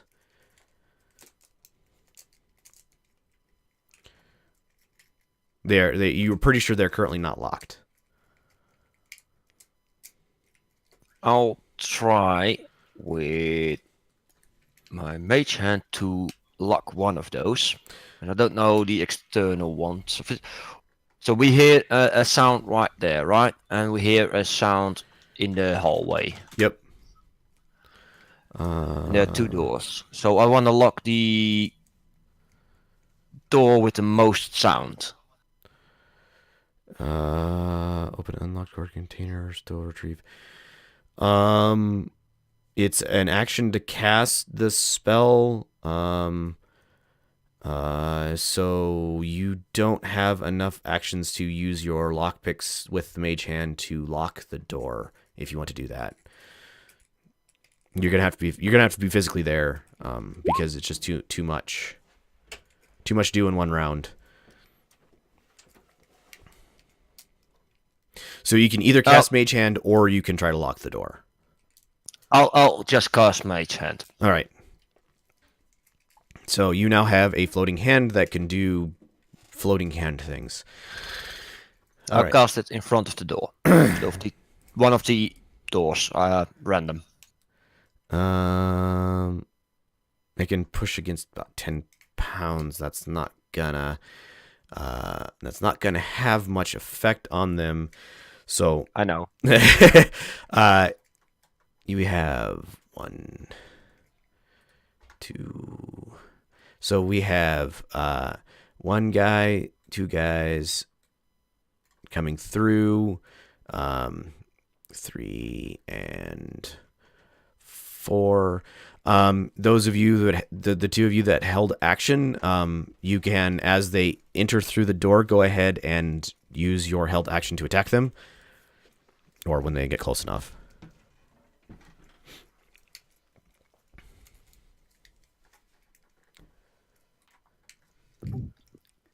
Yeah, well, there's that one right in front of me. Is his back to me? That'd be awesome. Why do you walk in back? His back is not to you. That's just the thing. That's not how those work. Hollock, your arrow will miss. They are wearing like a breastplate, and leather armor, or not leather armor, but leather clothing underneath it. Satet, you will miss as well. And they are coming at you with murderous intent. And let's see, we have 2 guys in front. Intertooth, you're the guy with the daggers, right? I got daggers and short. Well, no. On the little black symbol with the daggers, right? No. I'm here. Oh, okay. So they would see. Let's see. See if they even notice you. That's not the. Why did it? How did it get a 38? 14. What did you roll for your stealth earlier? 12. So they spot you as they come in, but they are worried about the people who are closer to you. You're pretty sure they spotted you. So we have 1 guy swinging up, 1 guy swinging there. It should be just a move action to switch weapons like that Holocall. So putting your bow away, I don't think that would take a full round.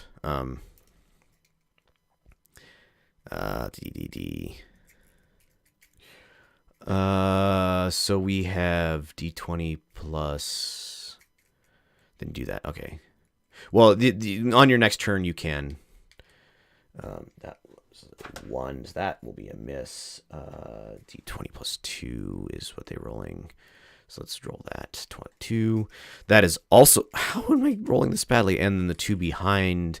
The 2 guys behind pull. You guys would probably be familiar with it. They look kind of like a crossbow, but they don't have the bendy part of the crossbow, and they have a hole in the front of them, and they are shooting with. Actually, no, it is that. And there's a kind of a couple pop sounds, and that one will hit. Shoot, I didn't figure out who I was going to. I'm going to keep that roll. That one will hit. I think Satet is you, and that one will miss you. So I need a will save from. I think this is Satet, isn't it? The one on the top. Are these like spring guns, or have they got? They are magical. Black powder carbines. They are, well, they're not black powder, but yes, they're magical. So they're carbines. The pistol's closer to. I need you to make a will save, please. What is willpower?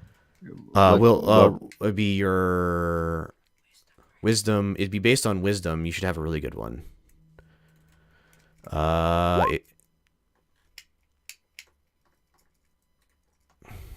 Satet, that is good enough. You feel super tired, and then you shake it off. All right. we are back to the other group. So the person who is running away at the on the rooftop is going to go ahead and skitter their way down the roof. They are headed into a alleyway, and they are trying to flee. That is their stealth roll, which is that. I need Athena. I need you to beat an 18 with your perception to keep track of this person as they flee. That's good enough. You're able to figure out which alleyway they headed for. Because they had to skitter down the roof, you think you could get within 30 feet of them and still act. Alfonso, you're up. How far to Athena? Athena's outside in the street, probably 20, 30 feet from you. If you're still upstairs. I cast Misty Step Okay. and teleport to her. All right, you are right there with her. If you give me a perception check, you can see if you can track the person who is running away as well.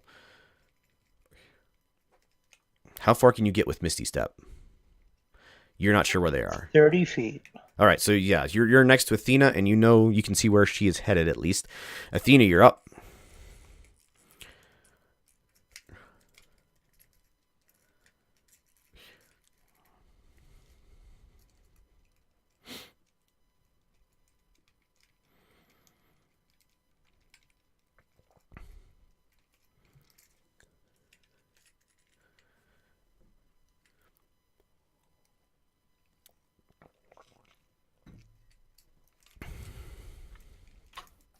I keep forgetting I'm muting my microphone between things.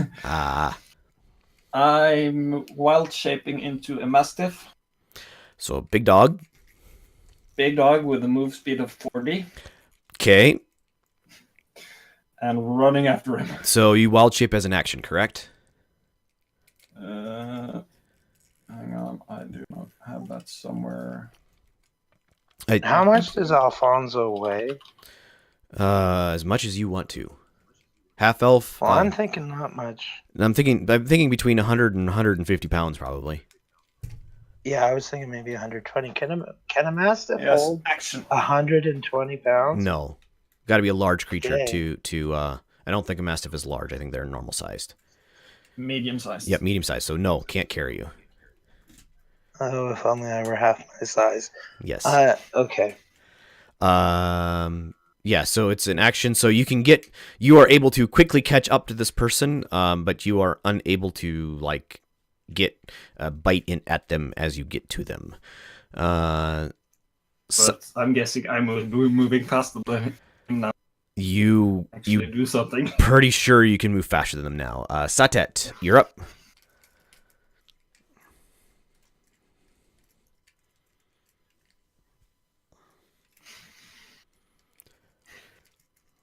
Sorry, who? Satet is up. All right, I'm just gonna swing away at that guy right below me. All right. Give me a swing. That's a hit.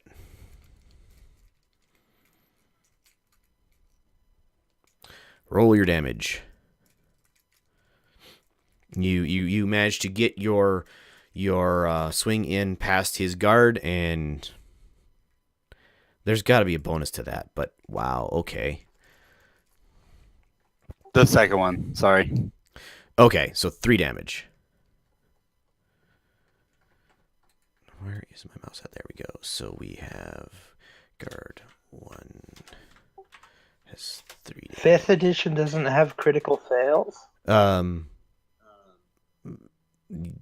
it doesn't. I mean, I do sometimes do that. That second roll doesn't look like a damage roll. Yeah, it doesn't. No, it's not. Sorry. I'm trying to figure out how to roll damage automatically. I think I just need to type. Just type it in. All right. Give me your damage roll, please. You always use your fails. Slash roll 2 d6 plus 2. There you go. 6 damage. These guys have And by the way, All Sam, I think you can turn around tokens. I don't care. All right, 6 damage on that guy. He is looking sore and beat up, but he is still standing. Hollick, you're up.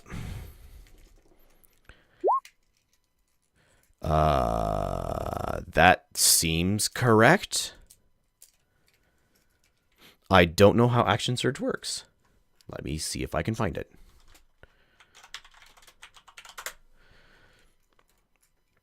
Your turn. You can take one additional action on top of your regular action and possible bonus action. So yes, you can absolutely use that additional action to do anything you can do an action for, which includes attack. So you can do more than just attack, but yes, you can use your action surge for an attack if you wish. Okay, then I move up to the nearest guy Okay. and try to spear him. All right.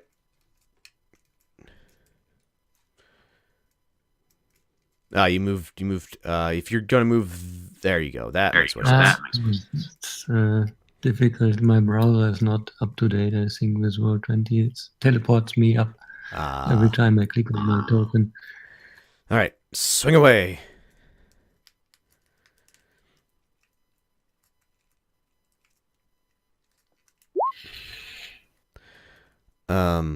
You rolled a. That's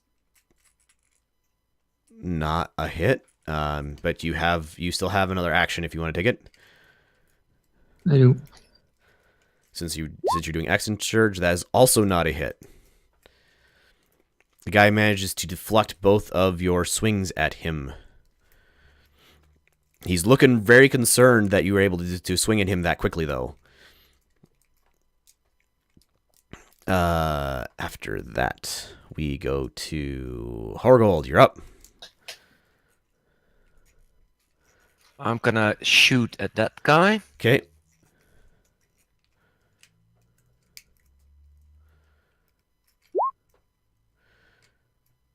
Is a miss. He's fighting one of my friends, so I got advantage. Oh, you do have advantage. That is a hit then. You are correct. Nice. He's within 5 feet of one of your friends. So since you hit with advantage, you get your sneak bonus. Yes.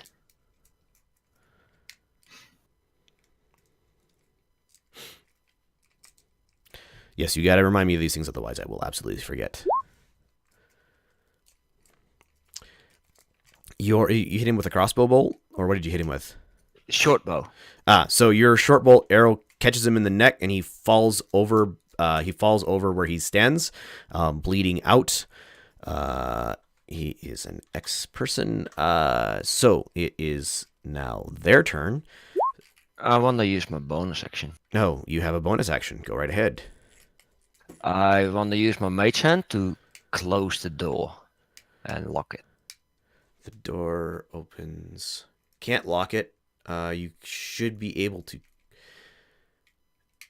Yeah, the door would have opened into this room. That door would have opened into this room. So, there's a guy standing next to the doorway, but I think, yeah, go ahead and you can close that door.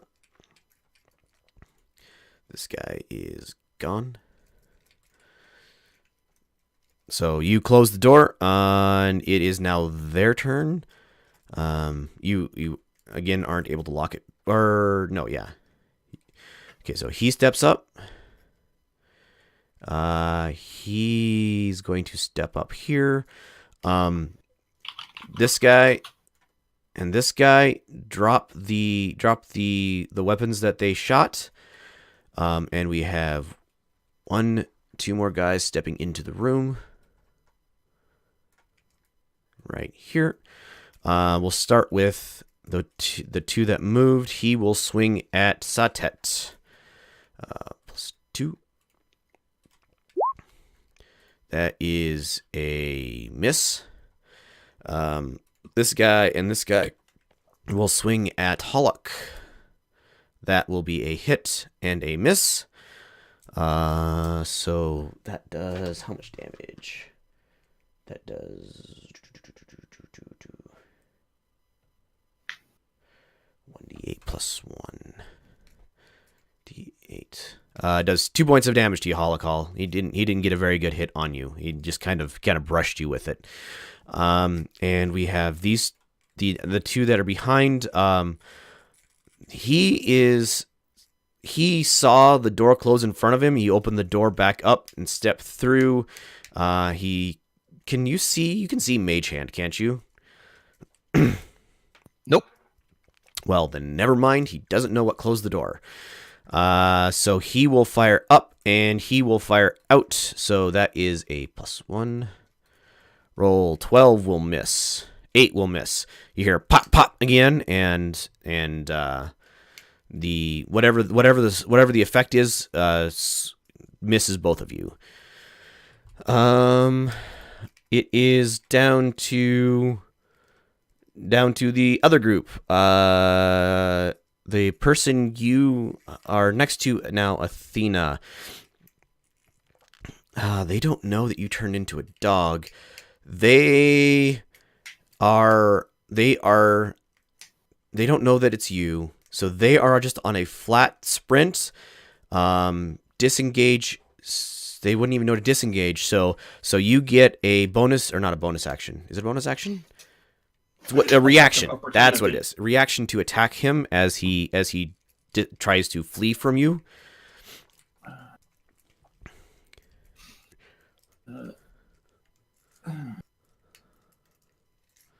+3.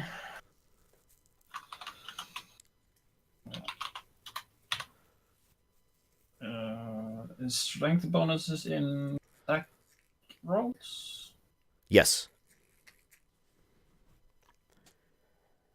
Because the animal has bite, melee weapon, attack +3, but That should already include the strength. Okay. That'll hit. Give me your damage. Is there a special on that they get to trip people up? If the target is a creature, it must succeed on a DC 11 strength saving to be knocked prone. All right. It isn't knocked prone, but you get to do your damage.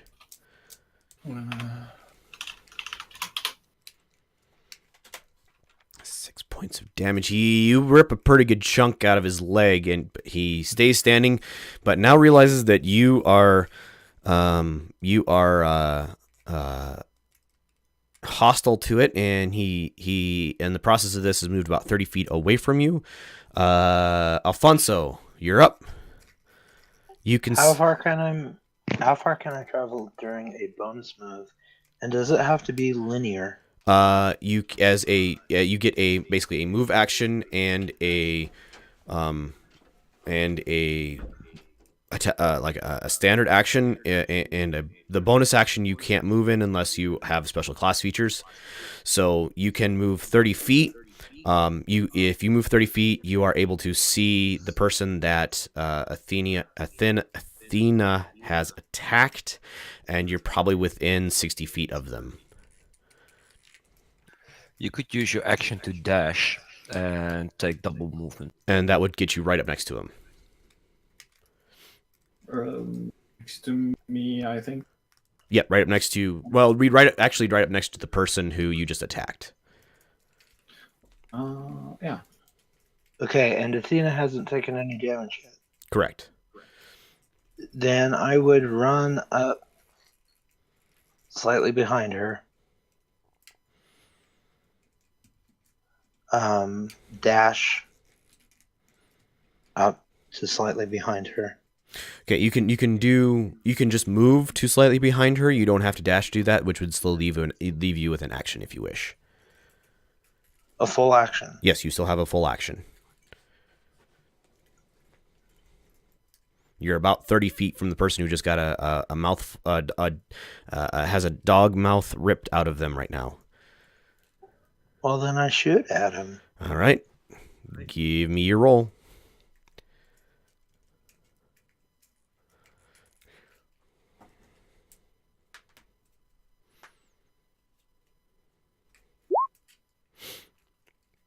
That will miss.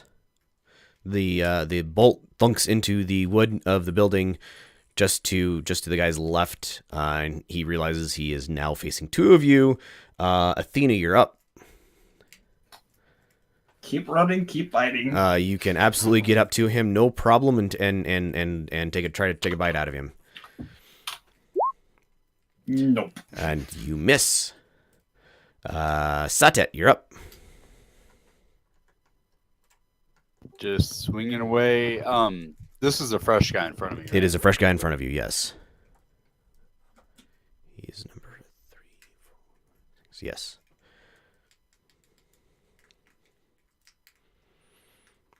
That will miss. You swing and your mace thunks into the wall beside you, gets stuck for a second, but you're able to retrieve it before he swings back at you. Hollock, you're up. You have two guys standing in front of you, being very mad. He attacks upper one. All right.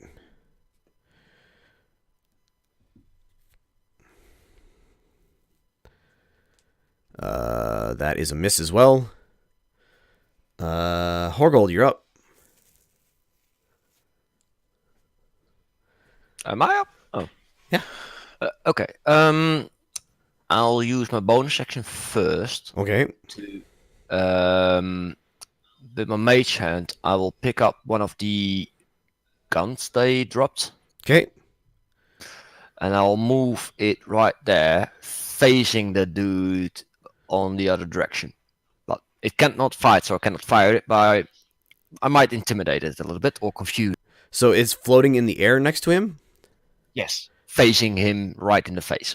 Sure. Yeah, he is unfazed. Okay. And I will attack that one. Okay, give me your roll. You have advantage.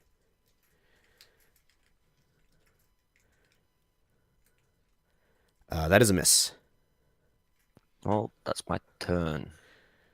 All right, it's their turn. So this guy drops his weapon, steps up, swing. Oopsie, not that. That roll is does a 16 hit and does a 20 hit you, Satet? Just the 20. Just the 20. All right. You take 5 points of damage. We have coming at Hollock, we have swing and swing. 5 and an 8 will both miss. This guy reaches into a pouch and cracks open the back of his thing, loads a thing in, snaps it shut. Saw you fire an arrow, Horgold, and so we'll fire at you. That is, nope, that's still +2. There is a white cloud of smoke. Actually, no, yeah, that's right. There is a puff of just kind of a white cloud of smoke, and the room starts filling up with a fog, reducing visibility, and he is swearing at his weapon. Going back to the other group, it is that guy's turn. So Athena, you see this guy, you came at him biting. He turns around. He does not have his crossbow in his hand. He draws a dagger and swings at you, which would be that. Does a 17 hit your puppy? Well, you as a puppy. Yeah. All right, that would be... I'm guessing you have to beat... tie or beat armor would do it. Dagger does 1d4, correct? I don't have the stats here with me. Yeah. So 1d4 plus 1 damage. So you take 4 points of damage. Yep. I am still in doggy form. Yep. 5 hit points. All right. So it is now Alfonso's turn. So Alfonso, the guy who just stabbed Athena, you're pretty sure that's Athena, who ran up as a puppy. Big puppy. Big puppy. You are 30 feet away from him. Oh, I thought it was a full-grown mastiff. It is actually a full-grown mastiff, but yes.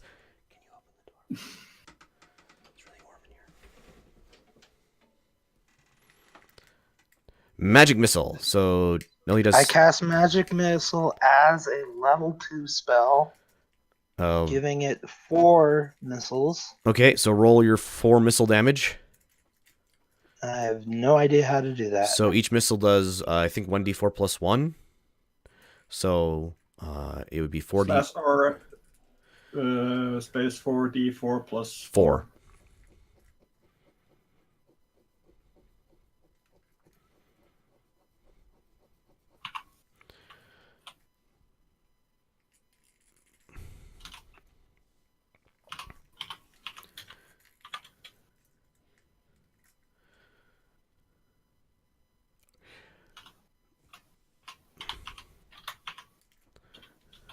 That with the slash in front. Yeah. 1, 2, 8 damage. Thump, thump, thump, thump, and you hear a final thump as the guy falls over, dead.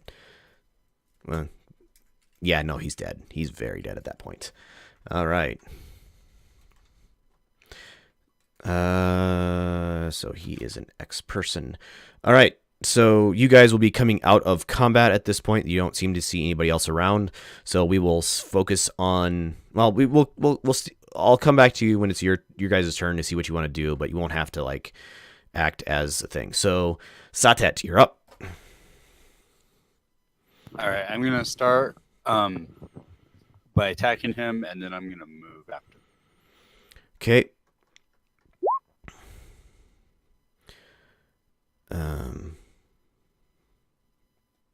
Well, if I can't hit anything, I might as well run away. I think disengage is an action, so if you try to move away, they will get a reaction to attack you.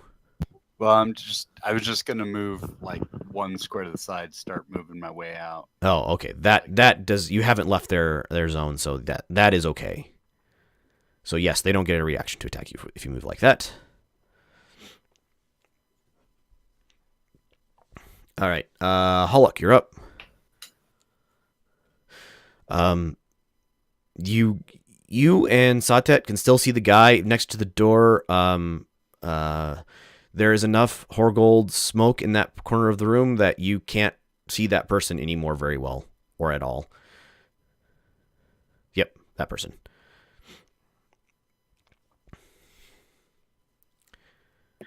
I attack the same guy he attacked last round.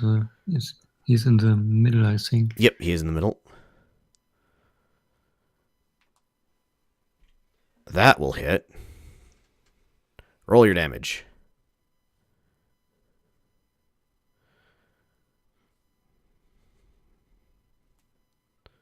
Is that a crit because I chose champion as my 3? It might be. I don't know that rule, but if that's what it says, then yes.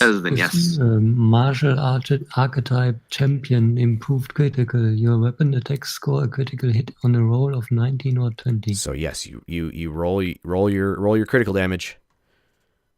And how do I do that? Double the dice. So if it's normally a D8, it would be 2D8 plus whatever the addition is.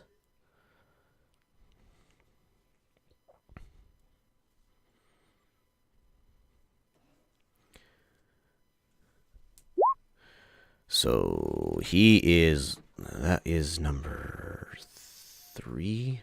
He is looking very, very unhappy with he just got stabbed a lot with your spear. He's kind of holding his side. He's still up for the fight, but he is looking very unhappy with the situation.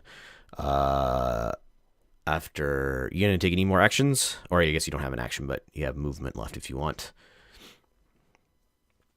I stay put. Stay put. All right, Horgold, you're up.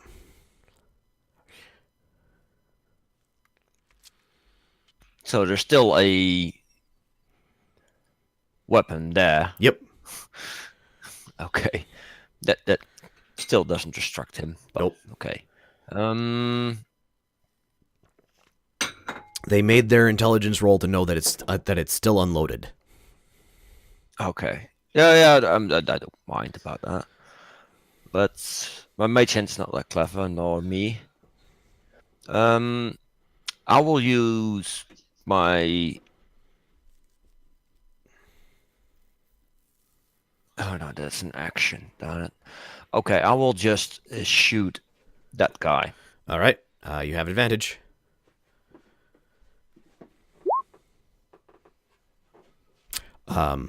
That's a crit. So roll a lot of dice. Sneak attack doesn't crit, right? Yes, you double the dice on your crit on a crit. Ooh, nice. All of the dice of a crit double. So yes, you double your weapon damage, your sneak attack damage. It's stupid, but it's what a rogue does.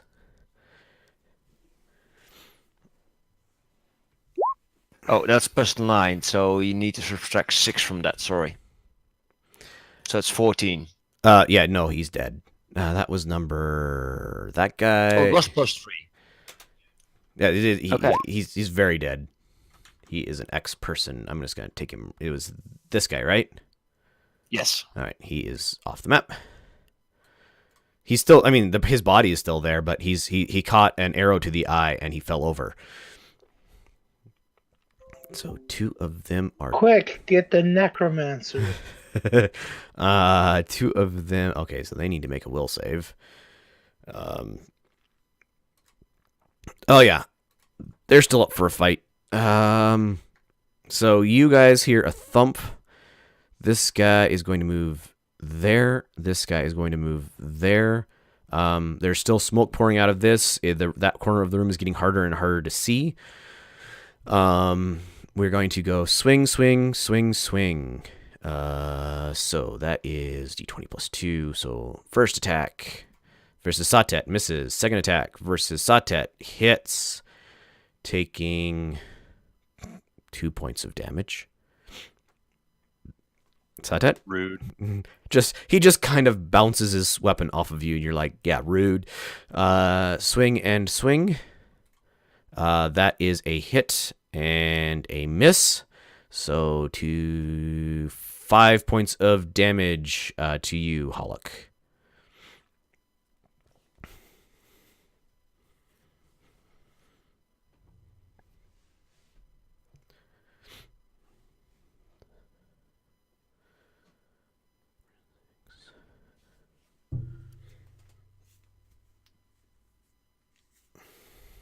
And then after the guards, Alfonso and Athena, you guys are up. I am thinking that since we got attacked, there's high chance that the others got attacked as well. And I'm in dog form. I shift out and ask them, where are they? We need to go help.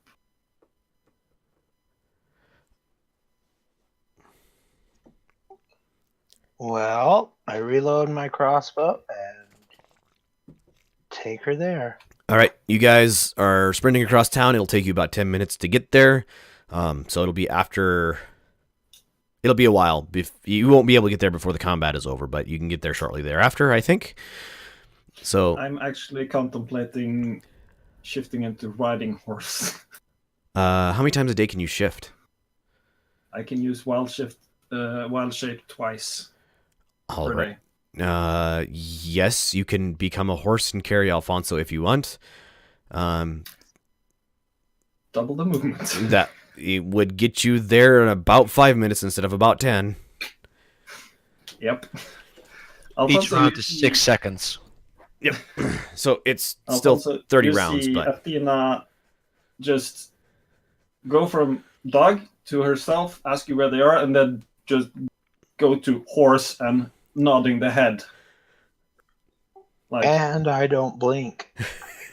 And what are the chances this sorcerer is going to be able to ride a horse bareback? Athena is an intelligent person. She can help with that whole process.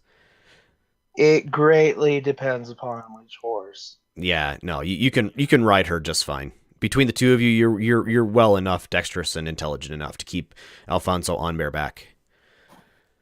yeah, on our way. All right, Satet, you're up. All right, gonna swing. I'm gonna swing at the same one I've been swinging at. That's closest to the wall. All right.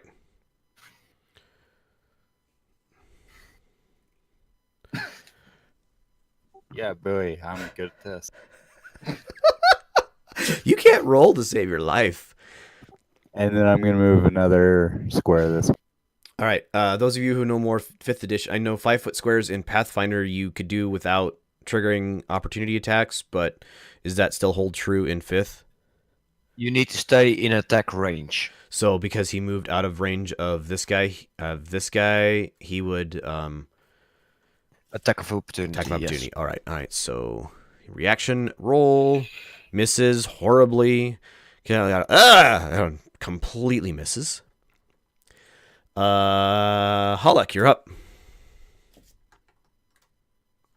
Which one was the guy I attacked to the north of me? I think he's dead. Oh, he's dead, okay. I thi- Then I attack the one to the east of me. North, south, right of you? Okay. Yep, go for it.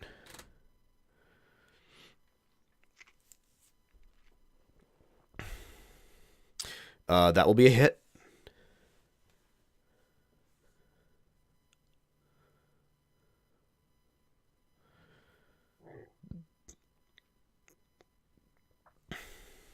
That does a lot of damage.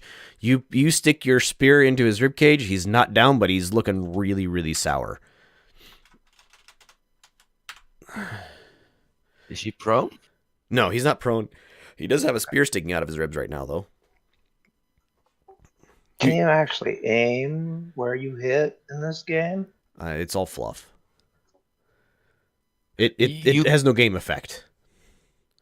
Yeah, you can aim to knock like a weapon out of somebody's hand if you want to, but the attack will have some penalties. Right. I was more thinking head or groin. I don't do called shots. All right. After Hollock, Horgold, you're up. 2 of them are looking very injured. 2 of them look fine. They're all looking a little scared at this point because they've basically done nothing to you and you've killed 2 of their friends. Who's looking fine?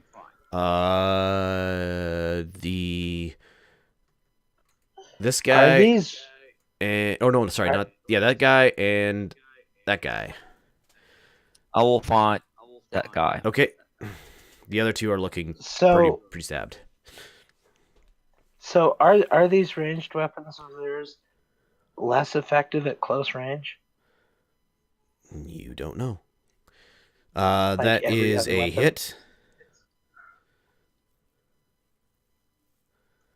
Would you guys care to try and find out?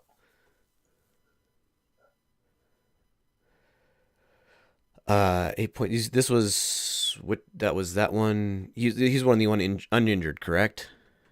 That one. Yeah, that's that guy. It's on- That guy. All right, he's looking about as unhappy as this other guy's. You hold the button down, Hollock. Hold left click. Yep.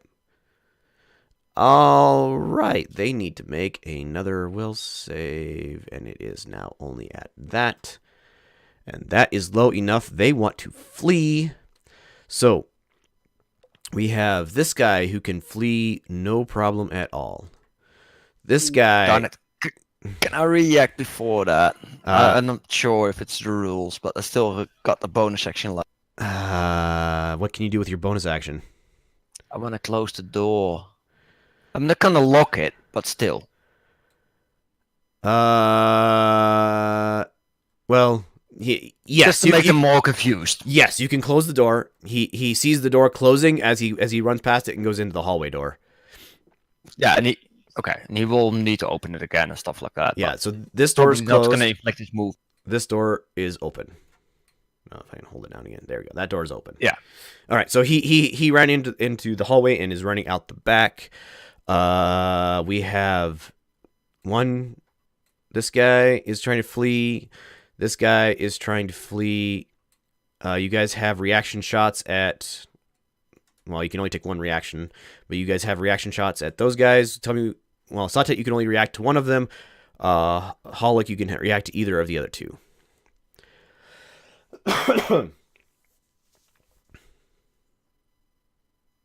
I react to the one I attacked before. So the one just directly to the north of you? Okay. How are you guys pinging? You hold the left mouse button down until it circle pops out. Those both are misses, so they get to move into the hallway. And they get to about there. Move this out of the way. This guy's so 5, 10, 15, 20, 25. That's about how far they get. All right. Swinging back to the top of the order. Satet, you're up. Is there any way to chase and swing, or are they? Sorry, I had it muted. 5, 10, 15, 20. Yeah, you can get to the back guy and swing. You don't have like incendiary beam? Well, I do have magical weapon thing, but I think that's a waste at this point. I always thought incendiary beam was like a waste of money because when are we ever going to get a that's chance to a use crit. it? Because how many times are we going to get a line of guys, lined up in a hallway, and then this? I believe. Okay, yeah, that's a crit, Satet. You crush his head as you come up swinging, and he is now an X person. Oh, I forgot to mention, I'm using a Nerf mace because I don't like violence. Yeah, I don't think that exists. The floppy mace. No. There is a way you can like subdual damage, but I think that changes your attack roll. I'm not sure. No, it's all good. I'm fine crushing him. Okay. Now just making sure. Holocall, you're up.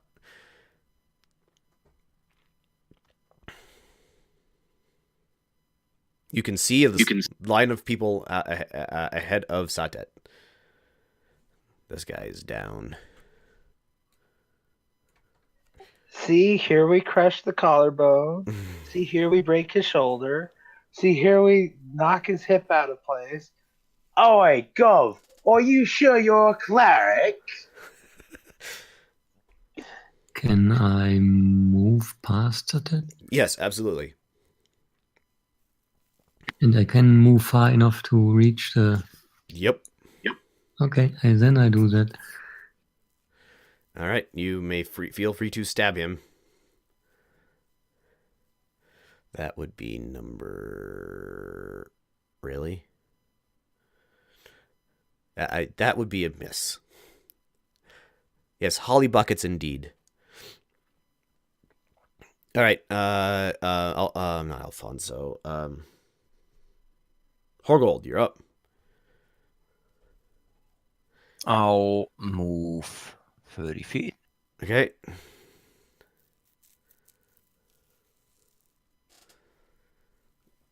How big is each square? 5 feet. I think I can come up to there. Good I've enough. got the short key to count. 10, 20, 30. Good enough. And I'll shoot the most front one. He has partial cover because of his friends, but go for it. So, disadvantage. Yes. Don't miss. You don't want to hit your buddies. You can't hit your buddy. So you would... No, he's not within... So disadvantage, so we take the lower of the two, which would be the 11, which would miss him.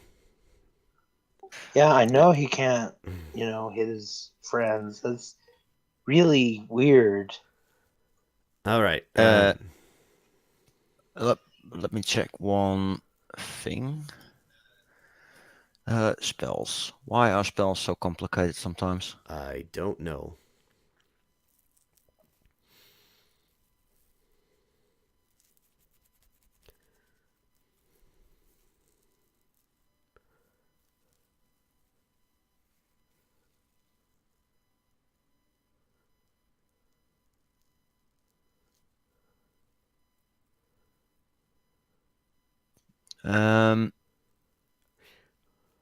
Yeah, I will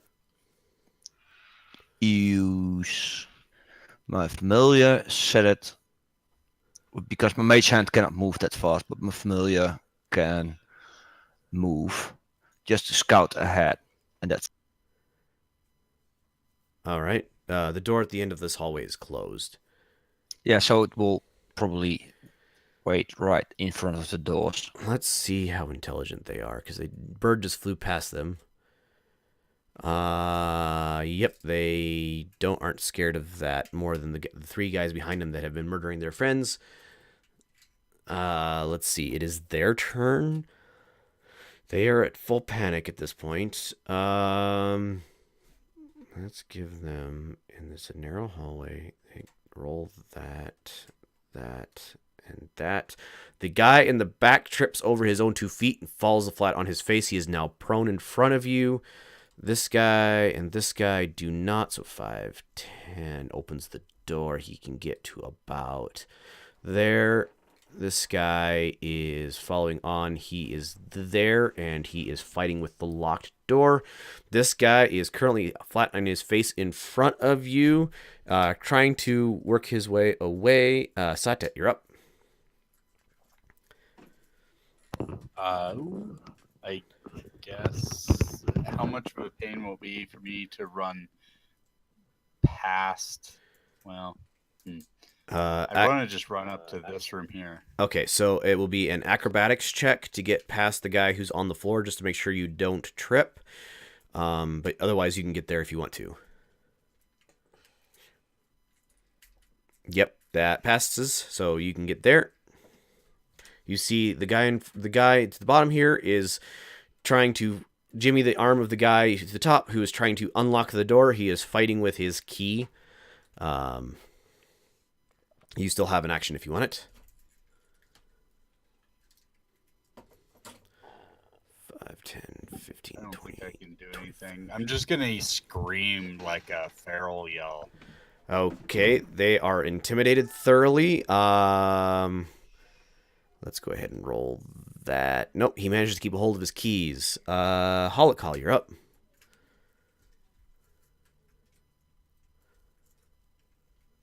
Can I use the shortcut to the other room on top in the north, or The door in front of you is closed. Yes, you can make that logical. The door just to the north of you is closed. The other door, is open. Words are hard. This door is closed, but you can figure out that leads into the room that Satet just went into. That door is not locked, so yes, you can get through that way if you want to. So 5, 10, 5, 15, 20, 25. You can get to about there if you want to.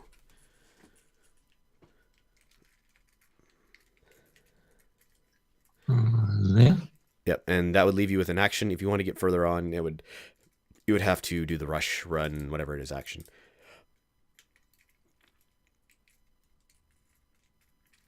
I think I can throw my spear, but I am not sure. Let me look it up. Yes, you may throw your spear. It is a ranged attack action.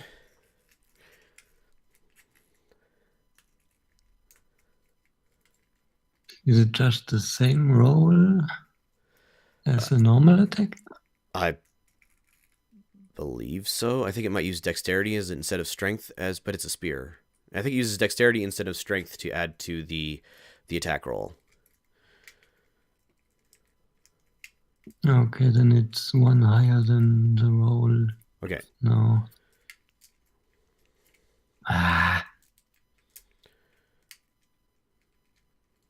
No. Yep. So it's one higher than that. Yeah, it absolutely hits. You're going at the guy who's at the door. Yes. All right. You hit him. Roll your damage.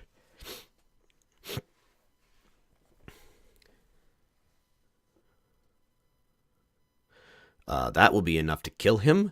So your spear enters through his back and out of his front, and is now he kind of slumps down, and it is pinning him to the door, and he's kind of still standing there leaning against the door. He is dead. So that is that guy right there. And it is their turn. No, it's Horgold. You're up. Okay, My raven flies into the room, Yep. probably around there, Yep. and it's gonna mimic the sound that the waiter, or how do you kind of call it, that opened the door The for us. butler. Yeah, the butler. It's like go out or keep out or something like that. Don't know what he exactly said anymore. Okay. What effect are you He's- trying for here? To confuse that one. That's all. Sure, I'll give them an intelligence roll. Wisdom. Or Inside check. Yeah, DC 10. they failed either way. So they think it's the butler. They're very confused. Is that your action? No. My action is to subdue this guy. All right, go for it. I wanna make sure he's unarmed and held to the ground and grappled or something. All right, roll your opposed strength check. That's gonna work out. Yes, this for strength. You tie. So you win. So he's able to kind of fight you off. Yeah, it is their turn. All right. This guy, seeing his friend impaled in front of him, just drops his weapon, drops to his knees, and raises his hands up above his head. It just like mercy, mercy. This guy, He was knocked prone, so I got advantage. Oh, so then you win. You have him held to the ground. The guy who you're doing kind of stops struggling and submits to you. So we are out of combat. And I really need to take a very short break. So Athena and Alfonso, you will be arriving on scene very shortly. Go ahead and I'll let you guys talk and let me know what happened when I get back. I will be back very shortly. Guys, I'm going to use rope and tie up this one that's surrendered for us. I retrieve my spear and try to clean it.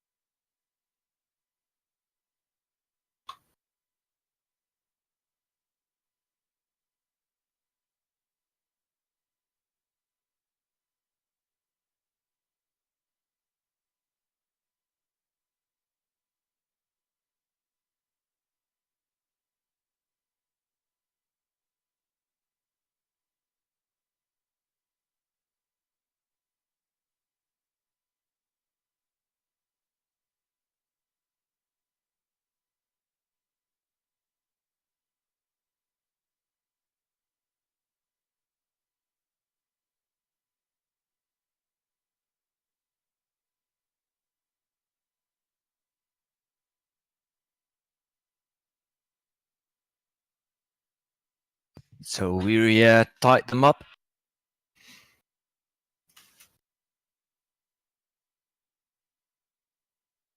It seems Satat was trying to tie up one in the kitchen, at least.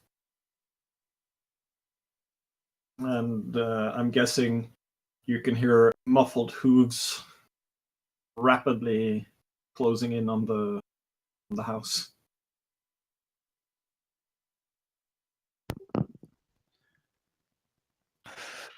I think I will just try to contact you constantly with the message. So when you're in range, we can communicate. So I can tell you what happened here, and you can respond as well. Who are you casting that on? On Athena. One thing, you may know I'm beyond the barrier, but you do not know when I'm in range. No, I'm constantly casting it, and you're a horse. That's a problem as well. I'm pretty sure you guys don't even know that we're coming. Yeah. Yeah, but that's why I asked from the start of the combat, what is the range between here and the shop? Because we are in desperate need of backup. I would constantly try this each time I have free time.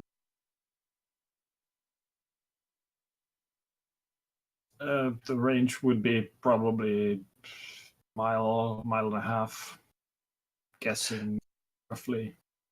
Yeah, so the problem is you cannot respond because you can hear it, but you cannot speak common anymore.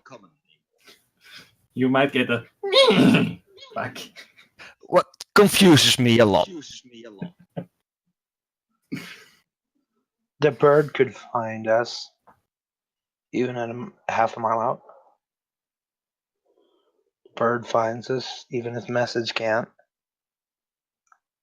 And I know that I can recognize the bird even if I am in force for. Yeah, but I keep the bird close, sorry. Yeah, but really? Because have you seen it today? He gained the bird today. Yeah, and it pecked on the window upstairs to get in. Oh, that was his bird. Yeah. Yeah, I want to search the guy I've tied up right here. Okay. And You I was guys. just telling them they hear muffled hooves closing in a hurry. All right. Alfonso's able to point you out which door is the correct one. The big, ostentatious one. Yep. So, those of you, so you guys are able to tie up the two guards. They offer no resistance. The butler is on the second floor in one of the bedrooms, hiding. He also, if basically any threatening motions towards him, and he surrenders as well. He's still my friend.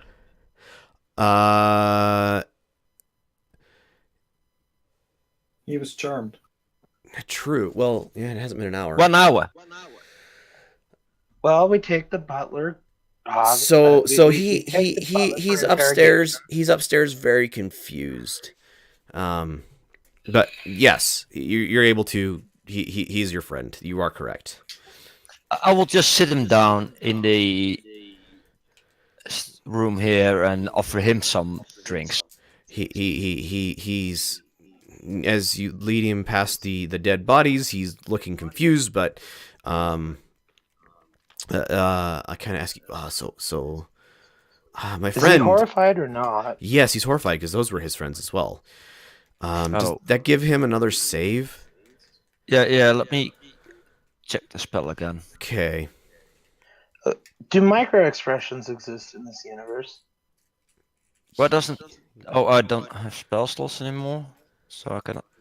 So, like, if someone perceptive enough sat at the table with him, could they tell if he was lying by looking at his face? That would be a insight roll. Yes. If it fails the saving throw, it is charmed by you until the spell ends, or until you or your companions do anything harmful to it. So he would get it would end then, or he gets another save. No, it will end if I harm him or my companion. Well, or if Is you do, that good enough? and killing his friends would also be harmful to him. Correct. That's your pick. I would say that you could lead him downstairs, and then the spell would end, and he would know that he's charmed once but he offers no resistance. How about we stop harming people and we start asking questions? Yes, that's why I tied people up. So I am going to stare intently at the butler's face and know if he is lying. Because I rolled a 24. He is not. You haven't asked him any questions yet, so he's very quiet and very scared. And there's a horse in the house. I sneak in horse form. You can't fit through the door in horse form. Or very hard to get through the door in horse form. I'll change back.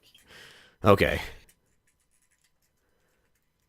Do you finally give a response, but now to my message, what I'm constantly doing?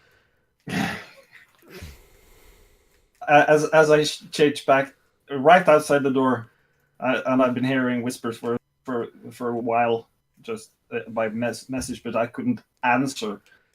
Like, I'm here. Calm down. Yes, of course we got your messages. That's how we know what's going on, even though we've been, somewhere else for most of it, for when it happened. All right, so you guys have the three guys tied up. You have the full run of the house. It is early afternoon. Nobody else is here. The first floor is there's a kind of impromptu barracks. That's that room kind of in the center on the south. It is looks like it has. Well, there were 6 guys here. It has beds for 1, 2, 3, 4, 5, 6, 7, 8, 9 people. There is so this room is a storeroom. It's like a pantry. It's got food and dishes and so on and so forth in it. This room is the kitchen. It is full of kitchen things. Looking at it, it looks like by how neat and organized it is, it looks like the butler probably is also the cook. This is the dining room. It is a dining room. There is still a cloud of smoke billowing out of the gun that is there. So by now, this room is full of dense fog. You are unable to see clearly in it. Fog or smoke? There's a very distinct definition. It is when you're breathing. It does not affect your breathing at all. It only affects vision. Does it smell kind of funny? The only sense it affects is vision. Electronics. The only sense it affects is vision. So you don't. In other words, it's really weird. Yes, it's very weird. This room appears to be some sort of study or similar. Then we have, this is just a clothes closet. Going upstairs, there are four large bedrooms. Looks like at least one of them was converted from another type of room to a bedroom. You're not sure exactly what was in it before. And then the top floor, there's kind of an attic space that has kind of the angled roof section. And it is full of basically junk. You know how people, if they lived in a house for a while, just store crap in their attic? That's kind of what this looks like. And that's actually important. All right. And there are stairs in the study room? Yes, there are stairs. There are stairs. Those stairs go up. So those stairs, this connects to here. I need to learn my thing better, but that connects to there. And leads into this hallway. It looks like this would be basically like the servants' passage, essentially. Roger. The fancy main hallway is this one over here. There's actually seating and stuff in that room. There's little alcoves and stuff on the wall. But you guys have four dead bodies. And 3 prisoners, and a house. This is why I asked for a writ. Let's separate the peoples in separated rooms and question. Do I recognize any clothing of the people here which have been in a fight and the one that I chased down? Give me an investigate roll. The clothing does not match, but you found you killed the guy that attacked you, right? Yeah. He had a badge on him that matches the badges on the people who are attacking your friends in here. Are they the badges of the city guard? It's not the badge of a city guard. It is actually, if you point this out to Horgold, you would recognize this as the badge of Orke. This is his royal signet badge, marking them as his men. Yeah, I point at the badge and exclaim loudly, anyone recognize this? I tell him that. Okay. Did any of the bodies of the prisoners have anything on them of interest? They had several spell charges for the weapons. They would have had a total of that many 10 between all of them. These are for the guns. All but 2 of them are would you guys give me anybody who has Arcana can try to figure out what in the world these things are? It's not something I've tagged, but Not trained. It's untrained, but if you have magical stuff, go for it. Or if you have sea magic, what is it called? Detect magic. Sure. Detect magic I'm would not tell sure. you exactly what these are. Yeah, I'm not sure if Arcane Trickster is a magical. I would say no for this case. Yeah, I would say the same. But I think, Alfonso, you have Detect Magic. You also have Arcana. That is absolutely plenty well good enough. Satet, you as well. I do not have Detect Magic. No, you don't have Detect Magic. Somebody had Detect Magic. Satet does. Satet does. Okay. So, 7 of these, between the 6 of them, each of them had 1, and one of them had 2. 7 of them are basically force charges. They do 3d8 plus 3 damage. This is I don't know what you call it, but yes, they do 3d8 plus 3 damage. 2 of them are sleep charges, or 3 of them. 7 and 3. 3 of them that were remaining are sleep charges. They cast the spell Sleep, DC 15 check on the person that it hits, if it hits them. So if whoever collects those would note that down, so I don't have to try to remember it, please. I'm gonna grab a gun and the charges. We can split them up later. Grab all the guns and all the charges. We might not be able to know what they are or where they came from, but I have a pretty good idea of someone who might. Yeah, the one that was emitting smoke has stopped. It appears to be broken. The rest of them are still good. There are 6 total.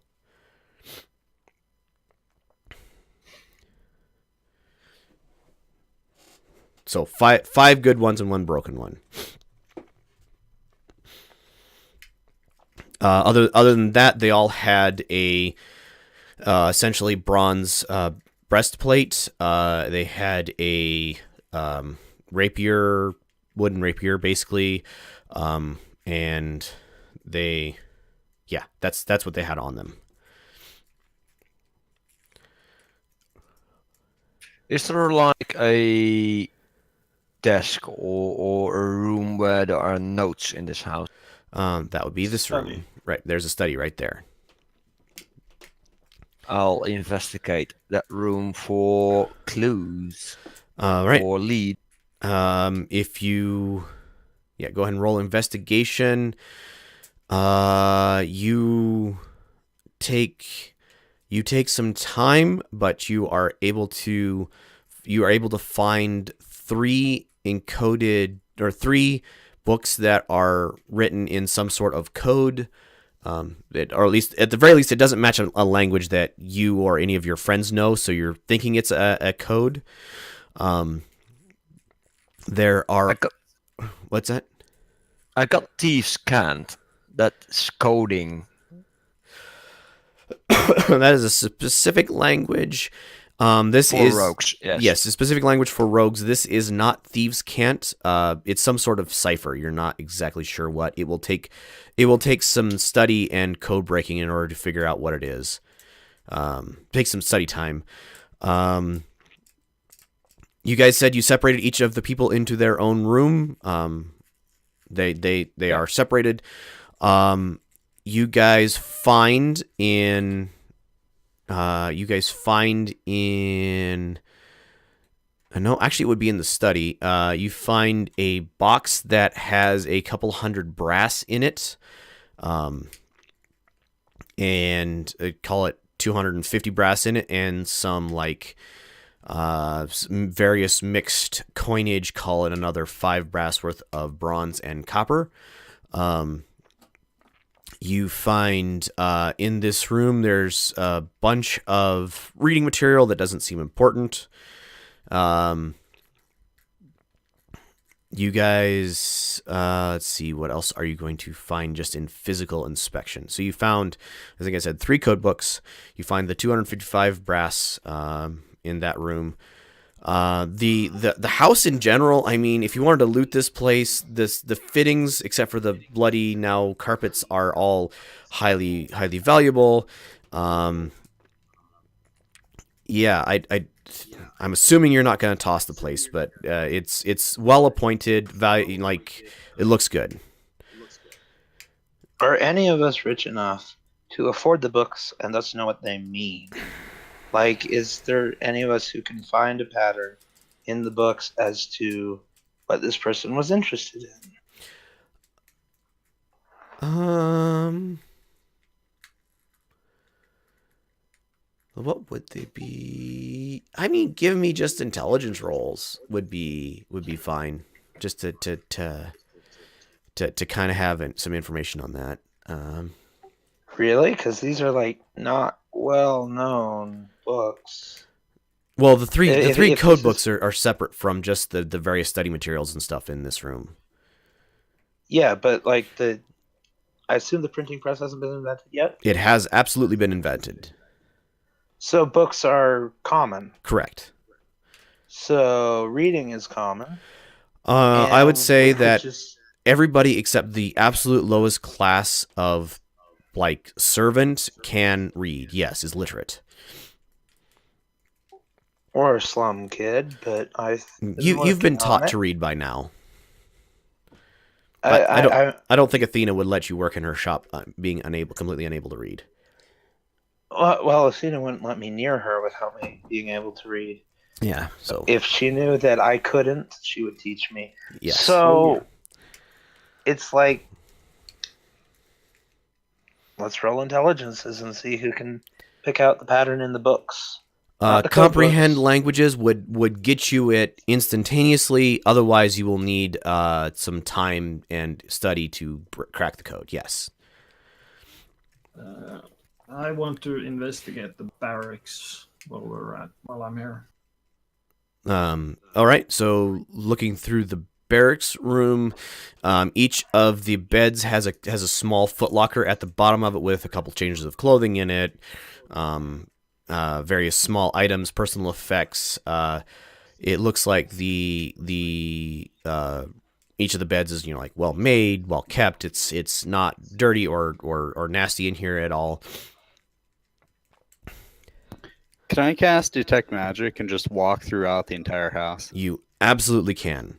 The house, let's see, what all has it on it? It has a spell versus scrying and tracking. I can't think what it's called. It's the same thing that Athenia's shop has put on it to prevent somebody from scrying or reading the thoughts of people in the building. Ward, thank you. It has just kind of a generic, like, keeps rats and mice and so on and so forth out of it. It has,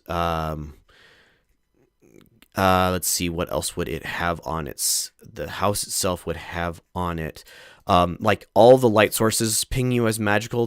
That's a, like, absolutely common thing. This is basically, there's the equivalent of a light switch in a room. You flick it on and the lights in the room come on. I mean, the larder has a ward against pests in it. It has like a ward to keep the room, like, the room's kind of self-clean a little bit, just generic, like, useful spells. Like, if you stare at it for long enough, you notice that the blood stains, like, the carpeting is still stained, but the wooden floors themselves are slowly being cleaned by the spell effects on this house. Other than that, there are no, like, magical trinkets or anything like that in the house, other than the weapons that you found on the guards. I would like to question the butler with that lovely 24 insight that I rolled earlier. All right. He looks at you. The fear of death is upon him, and he will. He seems willing to answer any of your questions. If you want to go ahead and ask whatever questions. Well, this could be fun if we do it right. When he comes into the room, my feet are on the table, so he looks offended. Annoyed. Yes, he looks annoyed, offended for just a little bit. Yeah, and I need to know those. I need you to tell me what is on his face for those just a little bit times. The flash across his face is like, he is the butler of this house. He would normally have yelled at you to remove your feet and respect his master, but he just saw all of his friends get murdered. Well, not actually saw them, but he saw the aftermath of them getting murdered, and so the annoyance flashes across his face, and then it is again replaced by fear. So, what do you remember happened? What do you mean? Remember it happened? I was charmed by your friend, and he kind of vaguely points in the direction that he thinks Horgold is, and then the people of this household were assaulted, and you murdered them. I take my feet off the table. No, before that, where's the owner of this house? He is doing his job. He is at work. And what is his job? I don't know. He's the landlord of something or other. He owns buildings. He is currently maintaining and doing his property work.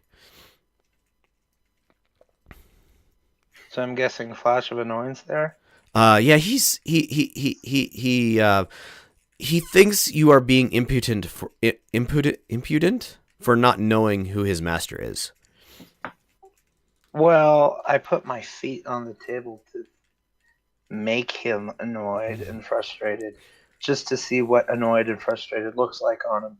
He's gone. Right. He's still afraid, so he's not getting annoyed at that again. He's Right now, I'm trying to see if you can use micro expressions in a D&D game. I think it would be great fun, but I don't even know if it's possible. I don't think I'm a good enough role player to give you that. But yeah, you could tell whether or not he's being truthful for the most part. It's not just about truthful. It's like which way he's being truthful. Well, which way he's being untruthful. Yes, you like, rolled well someone, enough that you are not. He's not going to be able to lie to you.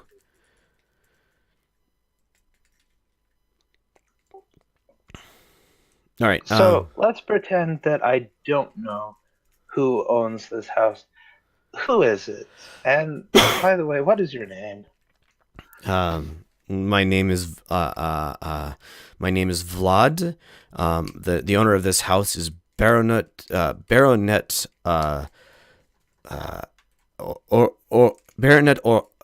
Orca. He is a very important person, and he will be contacting his solicitors, and I'm sure he will be charging you all with murder. Out of character. This is why I wanted a writ. In character, Baronet Orca owns houses. Several of the houses to the left and right of this house. Are you telling me he lives here specifically? You weren't able to find evidence that he owns any more houses in this part of town than this. The houses he owns are in a different district, so you're pretty sure this is his personal residence. Just try to let you know what information you do know, so you know what questions you need to ask. Does he have a wife? He is unmarried and has no children. So then who are all these men in his house? Well, obviously his guards. Apparently he needs to have more of them.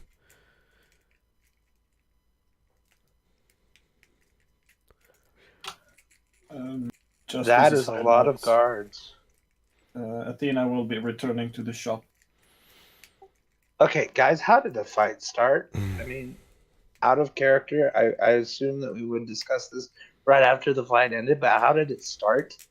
I can't interrogate this guy unless I know why we just killed all the guards. Well, we were in the waiting room. We told we had an appointment, and they just came in and attacked us.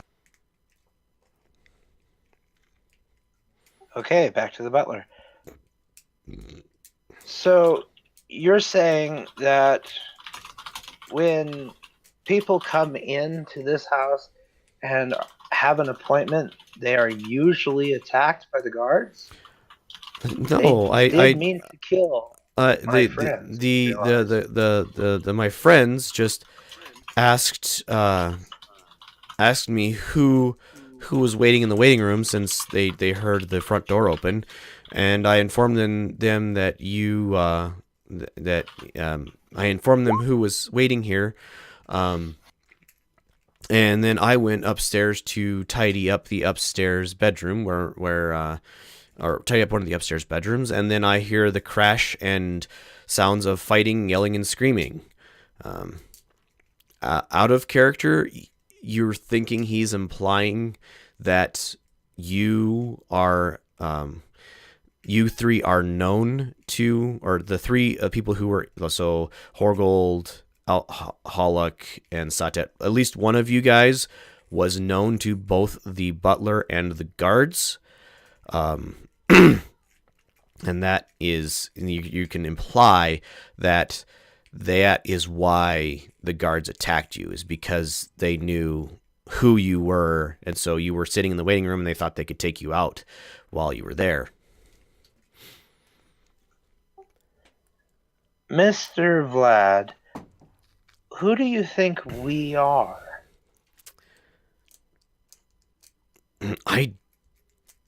I don't know, and he is lying to you.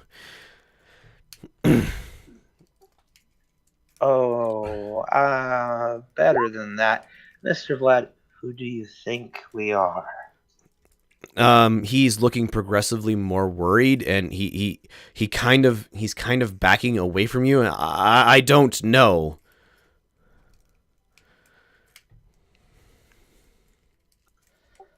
Well, I'm pretty sure you do.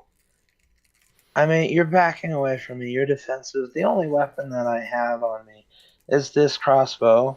Out of character, that's a lie. I always have two knives in my boots.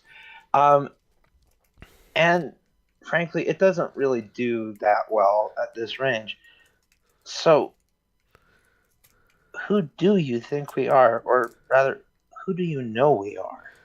You're working for that damn bitch of a dragon is who you are. He kind of looks angry that he admitted to it, but that is his response. And who do you work for?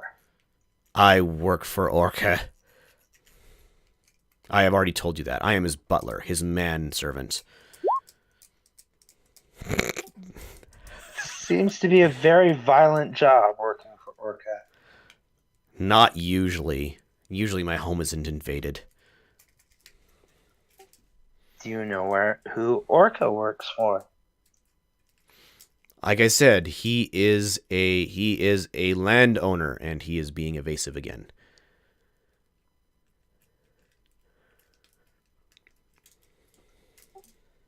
That is a lot of guards for a landowner. When my master returns, he will set you. All right. When my master, how do I want to put this? Kill me if you must, but my master will not submit to you. Why don't you like the dragon that you think we're working for?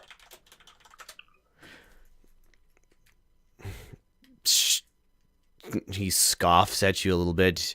She is not the best one to run this city. There are much better people to be running this city. She is using this town for personal gain and has for many years. There is a big difference between not being the best for the city and it's time to start killing people. What do you have against this dragon? She rules the town with an iron fist and corrupt officials. My master will work to undermine her, and then those who are better than her will take the city over. Okay, out of character. He really said that? Yes. That's a very useful that's a very useful admission. You have him completely. He's not thinking. He is out of his mind, scared. He is angry at you. You've just murdered people he has been associated with, possibly friend or killed. They did attack first, but killed people who he has been friends with for who knows how long. He is, if not babbling at this point, he is letting you know more information than he probably wants to, and he hears a lot of information. He hears a lot of information being the manservant to the head of the household. I would like to ask him. Well, I'm just going to say to him, I'm inclined to agree with you about the Iron Fist of the city. So, when is your master coming? Because I have some questions, and perhaps would like to join. He usually comes home in the evening. If his work does not hold him back, he will be home before dark. Out of character, is that long enough to get a rest to get all our spells back?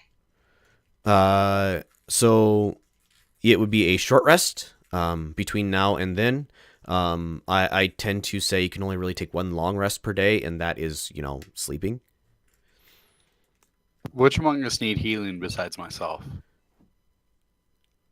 I am injured. Not me. I don't think anybody else was injured.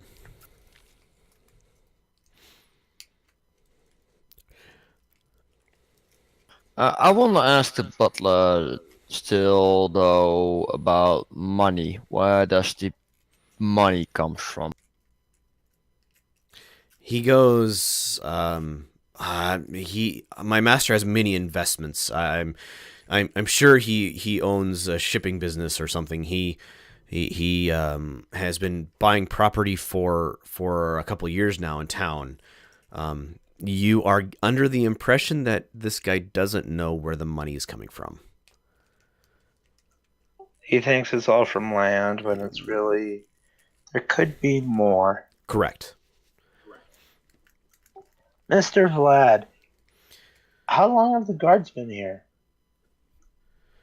They have been my master. Shortly after he bought his baronetti, he's a baronet. He hired the guards. That was about 6 months ago. I'm very proud of how fast my master has been able to work himself up the nobility of this town. Do you know Working- anybody working- who helped him working up this fast in town? I mean, Any good friends? His business partner is Diane. Out of character, that is the same name that you got from the clothier. So, do we know if Diane is just a name for Anya, or are they Yes. two people, or do we not know? You know that is a pseudonym for Anya.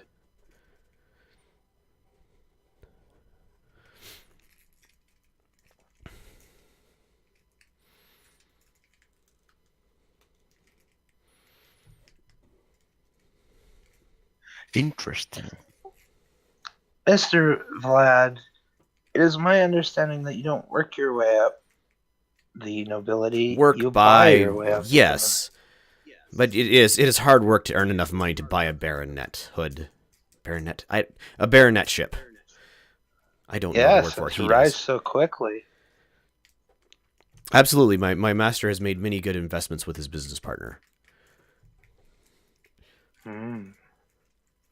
Indeed.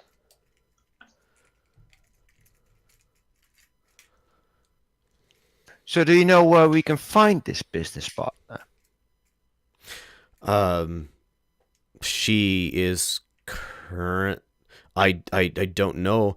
I think her office. Oh shoot! My brain just blanked. This one. Her home office, I believe, is in Convergence. For those of you who don't know, Convergence is the let me bring this up, is the former capital of. There we go. Make sure I get it right. Capital city of Phelan, which is to the. Well, I'll bring it up on stream so you guys can see.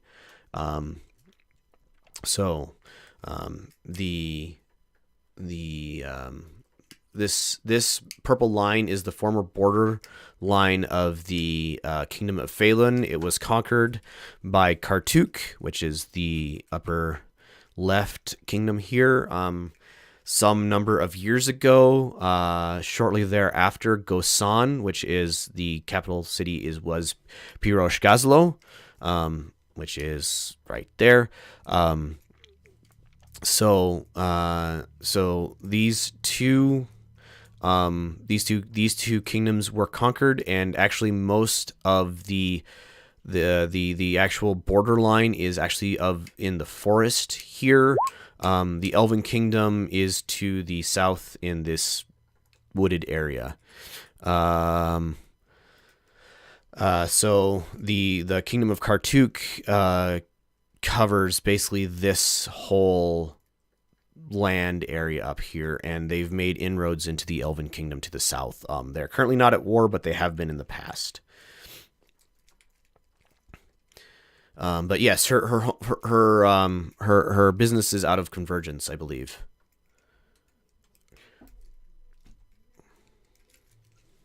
New to town? Kind of out of character. Great, now it's escalated to a country war. Well, so we don't have to worry about gang wars.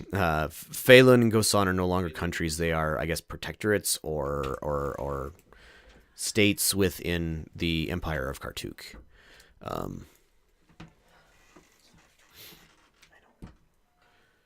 I want to know how long this Diane, or Enya as we know them, is in town. I asked that to Butler. She got into business with Orca, my master, about 6 months ago.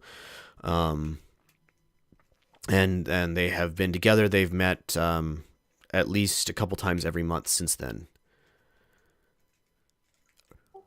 How long have you been working for Mr. Orca? A decade at this point. Does his recent behavior seem strange? No, he has always been looking for business opportunities. Give me an insight, because he's not exactly lying. No. Satet, yes. So the way he said that, you're kind of under the impression that Orca is always looking for the next get-rich-quick scheme, and is he's not a how do I want to put it? He's not necessarily a good businessman, but he is like convincing, and he's probably had several failed businesses before this. You're under the impression.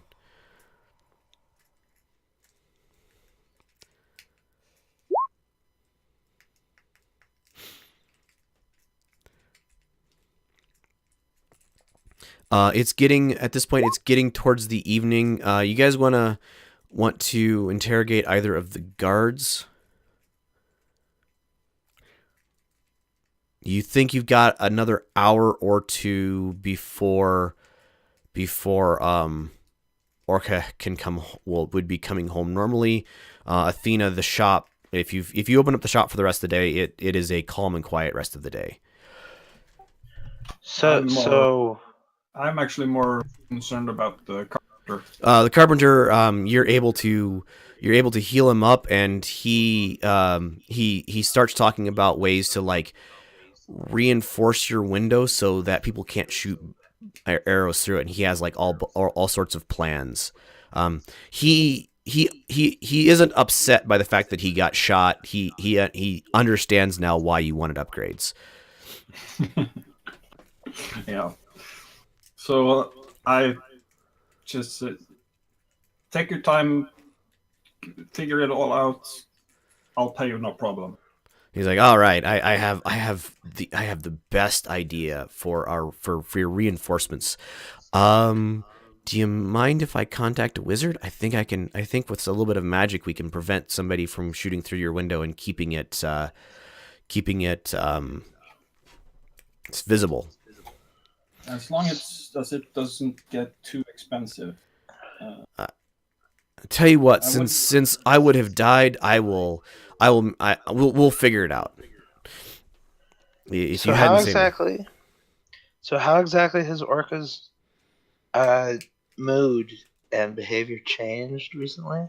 Is it like he's more excited, or he is happy and gambler on a winning streak? Right, exactly. That is a perfect way to think of it. Gambler on a winning streak. That's all I can think of to get out of the butler. All right. We do need to move on to the soldiers. This is a tat. Yes. I want to go ask the soldiers each individually. I want to ask them where else they've been stationed and if they have any idea how many soldiers. So I want to try and be in the room and see if I can detect if they're lying. I believe this is another insight check. Yeah, go ahead and give me another insight check. See if you can. Yeah, they won't. They aren't going to lie to you at all. They let you know that there were nine guards who lived in the house. From time to time, for important business things, or if Orca wanted to like make a great show of something, he might hire just extra guards for a day or two, but that's not his normal. He usually keeps a couple of people with him at all times, and then people he's very worried about. He's come into money recently enough, and given his upbringing, you're under the impression that the guards think he was paranoid of people stealing from him. Won the jackpot, now he's paranoid of losing it. Right. Have you guys interacted or been working with any other guards or something? I mean, from time to time, we'd be working. You know, if Orca would need us for a special business meeting, we'd have other guards, and then of course we'd interact with the people, the guards of the people who he was meeting with. Words are hard.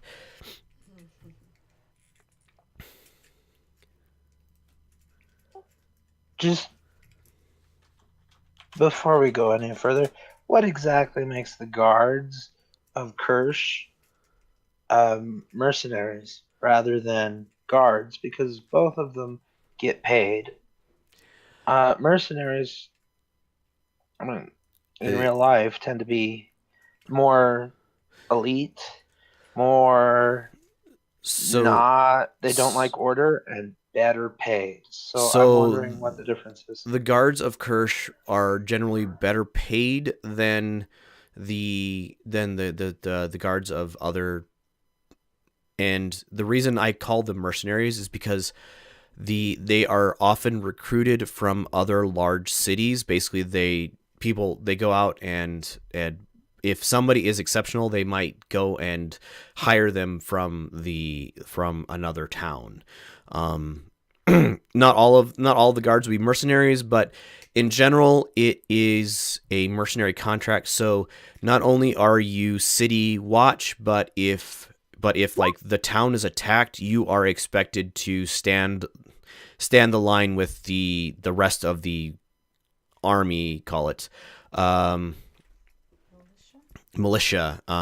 So there's not really a standing army in town normally, but the city guard would form like the leadership corps of any militia or mercenary group that would be hired to help defend against outside attack. Search for the house for any small high value items. Yeah, you're able to get maybe some jewelry worth a few brass. Sorry. Yes. The answer to your question is yes. You realize that people can read your whisper on screen. Just that. Sorry.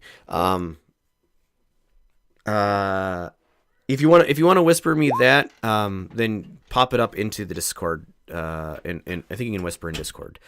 No problem. Thanks. So yes, you can find a few. The vast majority of the wealth was the brass that you found at the desk. You're thinking that this guy probably has more wealth on him for when he is walking about town. It's his wealth is for show. It's not. He doesn't like hoard a lot of it actually in his house.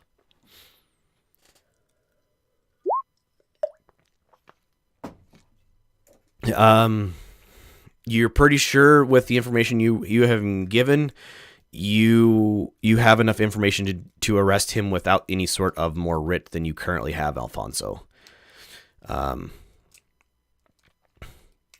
You're pretty sure This city is really fast and loose. Yes. Yeah, there is one guard at least with you now. I mean, Holocall heard the admission of treason by the manservant of the owner of this house in this house. That is enough evidence to get everybody in this house arrested and at least brought before interrogation and trial. So, guys, do we want to wait around and try to ambush him when he comes home? Sounds like he'll have probably 2 guards with him. Or do we want to leave and leave it how it is? But I feel like we'll lose an opportunity. Holocall. I want to wait and ambush. Holocall, you're very sure that you could get a group of like 10 or 15 guards in this house within 10 or 15 minutes to help you arrest him if you wanted to.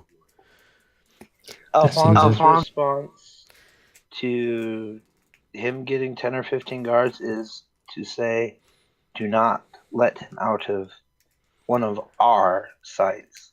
If he is surrounded by 8 guards and none of them are us, we might be in trouble. Won't that raise suspicion in our investigations?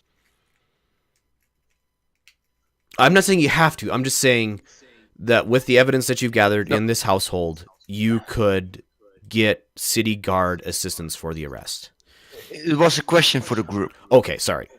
Okay, so Well, if we arrest him now, we've been working on something big.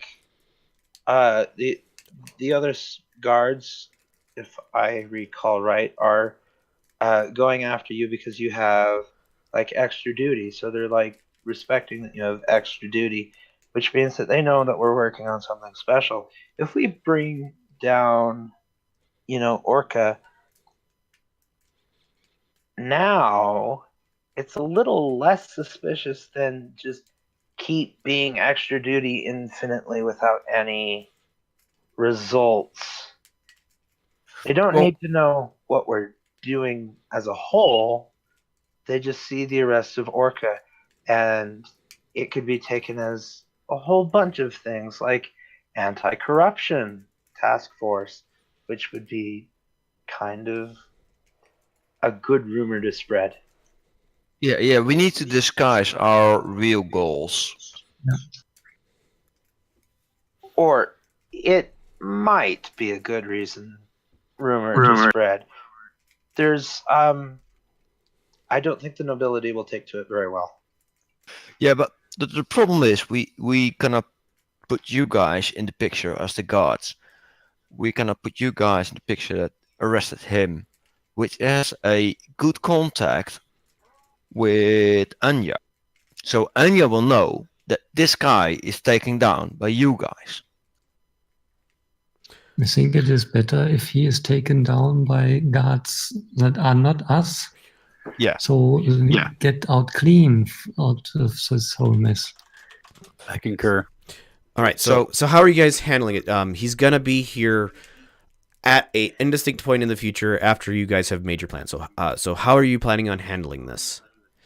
I say go get some guards, bring them in the alley. All we have to do is keep him in our sight. We don't necessarily have to keep him in our hands. The problem with 8 guards around him and none of them being party members is that he could do something to turn the 8 guards against us at a future point when we're like in an alley where we can't be seen. Yeah, but we need to keep hidden. All right. So yeah, I would prefer to keep hidden and keep watching him. Okay, so you guys' plan to basically have the city guard arrest Orca when he comes home, and then you guys will basically follow his arrest back to whatever cell they put him in, or something like that. Well, Holocaust and Morkosh, yes. Can't remember. Morkosh. Holocaust and Morkosh are going to receive probably unofficial recognition for this. Like, they won't be in the pictures, but the other cops will know it was them. Yes, that is true. So it's sort of like quiet. Just make sure there's no paper trail. Oh, no paper trail. That's, of course, part of the extra duties. Yeah, that all is. I understand what you guys are going to do. So, at least I think I do. So, you set this up with the local city guard. They understand what's going on. They know to arrest Orca for treason and know that he is working with some sort of outside factor, so they have to be careful when they arrest him. It goes down. We're gonna go with it goes down without a hitch. Basically, he comes in the door with his 2 guards flanking him. So he he unlocks his front door and enters. The two guards are basically grabbed by city guards, prevented from drawing their weapons. And then Orca is ambushed by, we'll say, Hollock and Morkish are like the ones who grab him by the shoulders as he enters his front door. You guys do not give him, just tell him he's under arrest, and basically frog step him out the back alley to a holding location. You are able to fill in somebody important. Well, we'll just go with that because I'm getting tired. How important that he is, that basically he's up on charges of treason. And so he is moved to the main detention center in the government district under cover. And you guys stay with him as you wish. We will go ahead and stop there. We will pick up next time. You guys will be given an opportunity to interrogate him in the detention center. We'll cover the rules of how that works next time. We'll go ahead and end there. Thank you, everybody, for watching. Players, I'll hang out in the chat, or I'll hang out in the voice chat for just a little while after the game if you have any questions. We'll pick up again next weekend. Thanks everybody for watching. It's been great having you here. I'm gonna go ahead and deafen myself so that nothing else shows up in. Oopsie, not there. There we go. I record this every week on Saturdays, 2:00 my time. If you're watching this on YouTube or listening to it on the podcast that I plan on setting up, it's been great having you here. I hope you are able to catch it live. Otherwise, thank you for watching. It's been great having you here. Bye.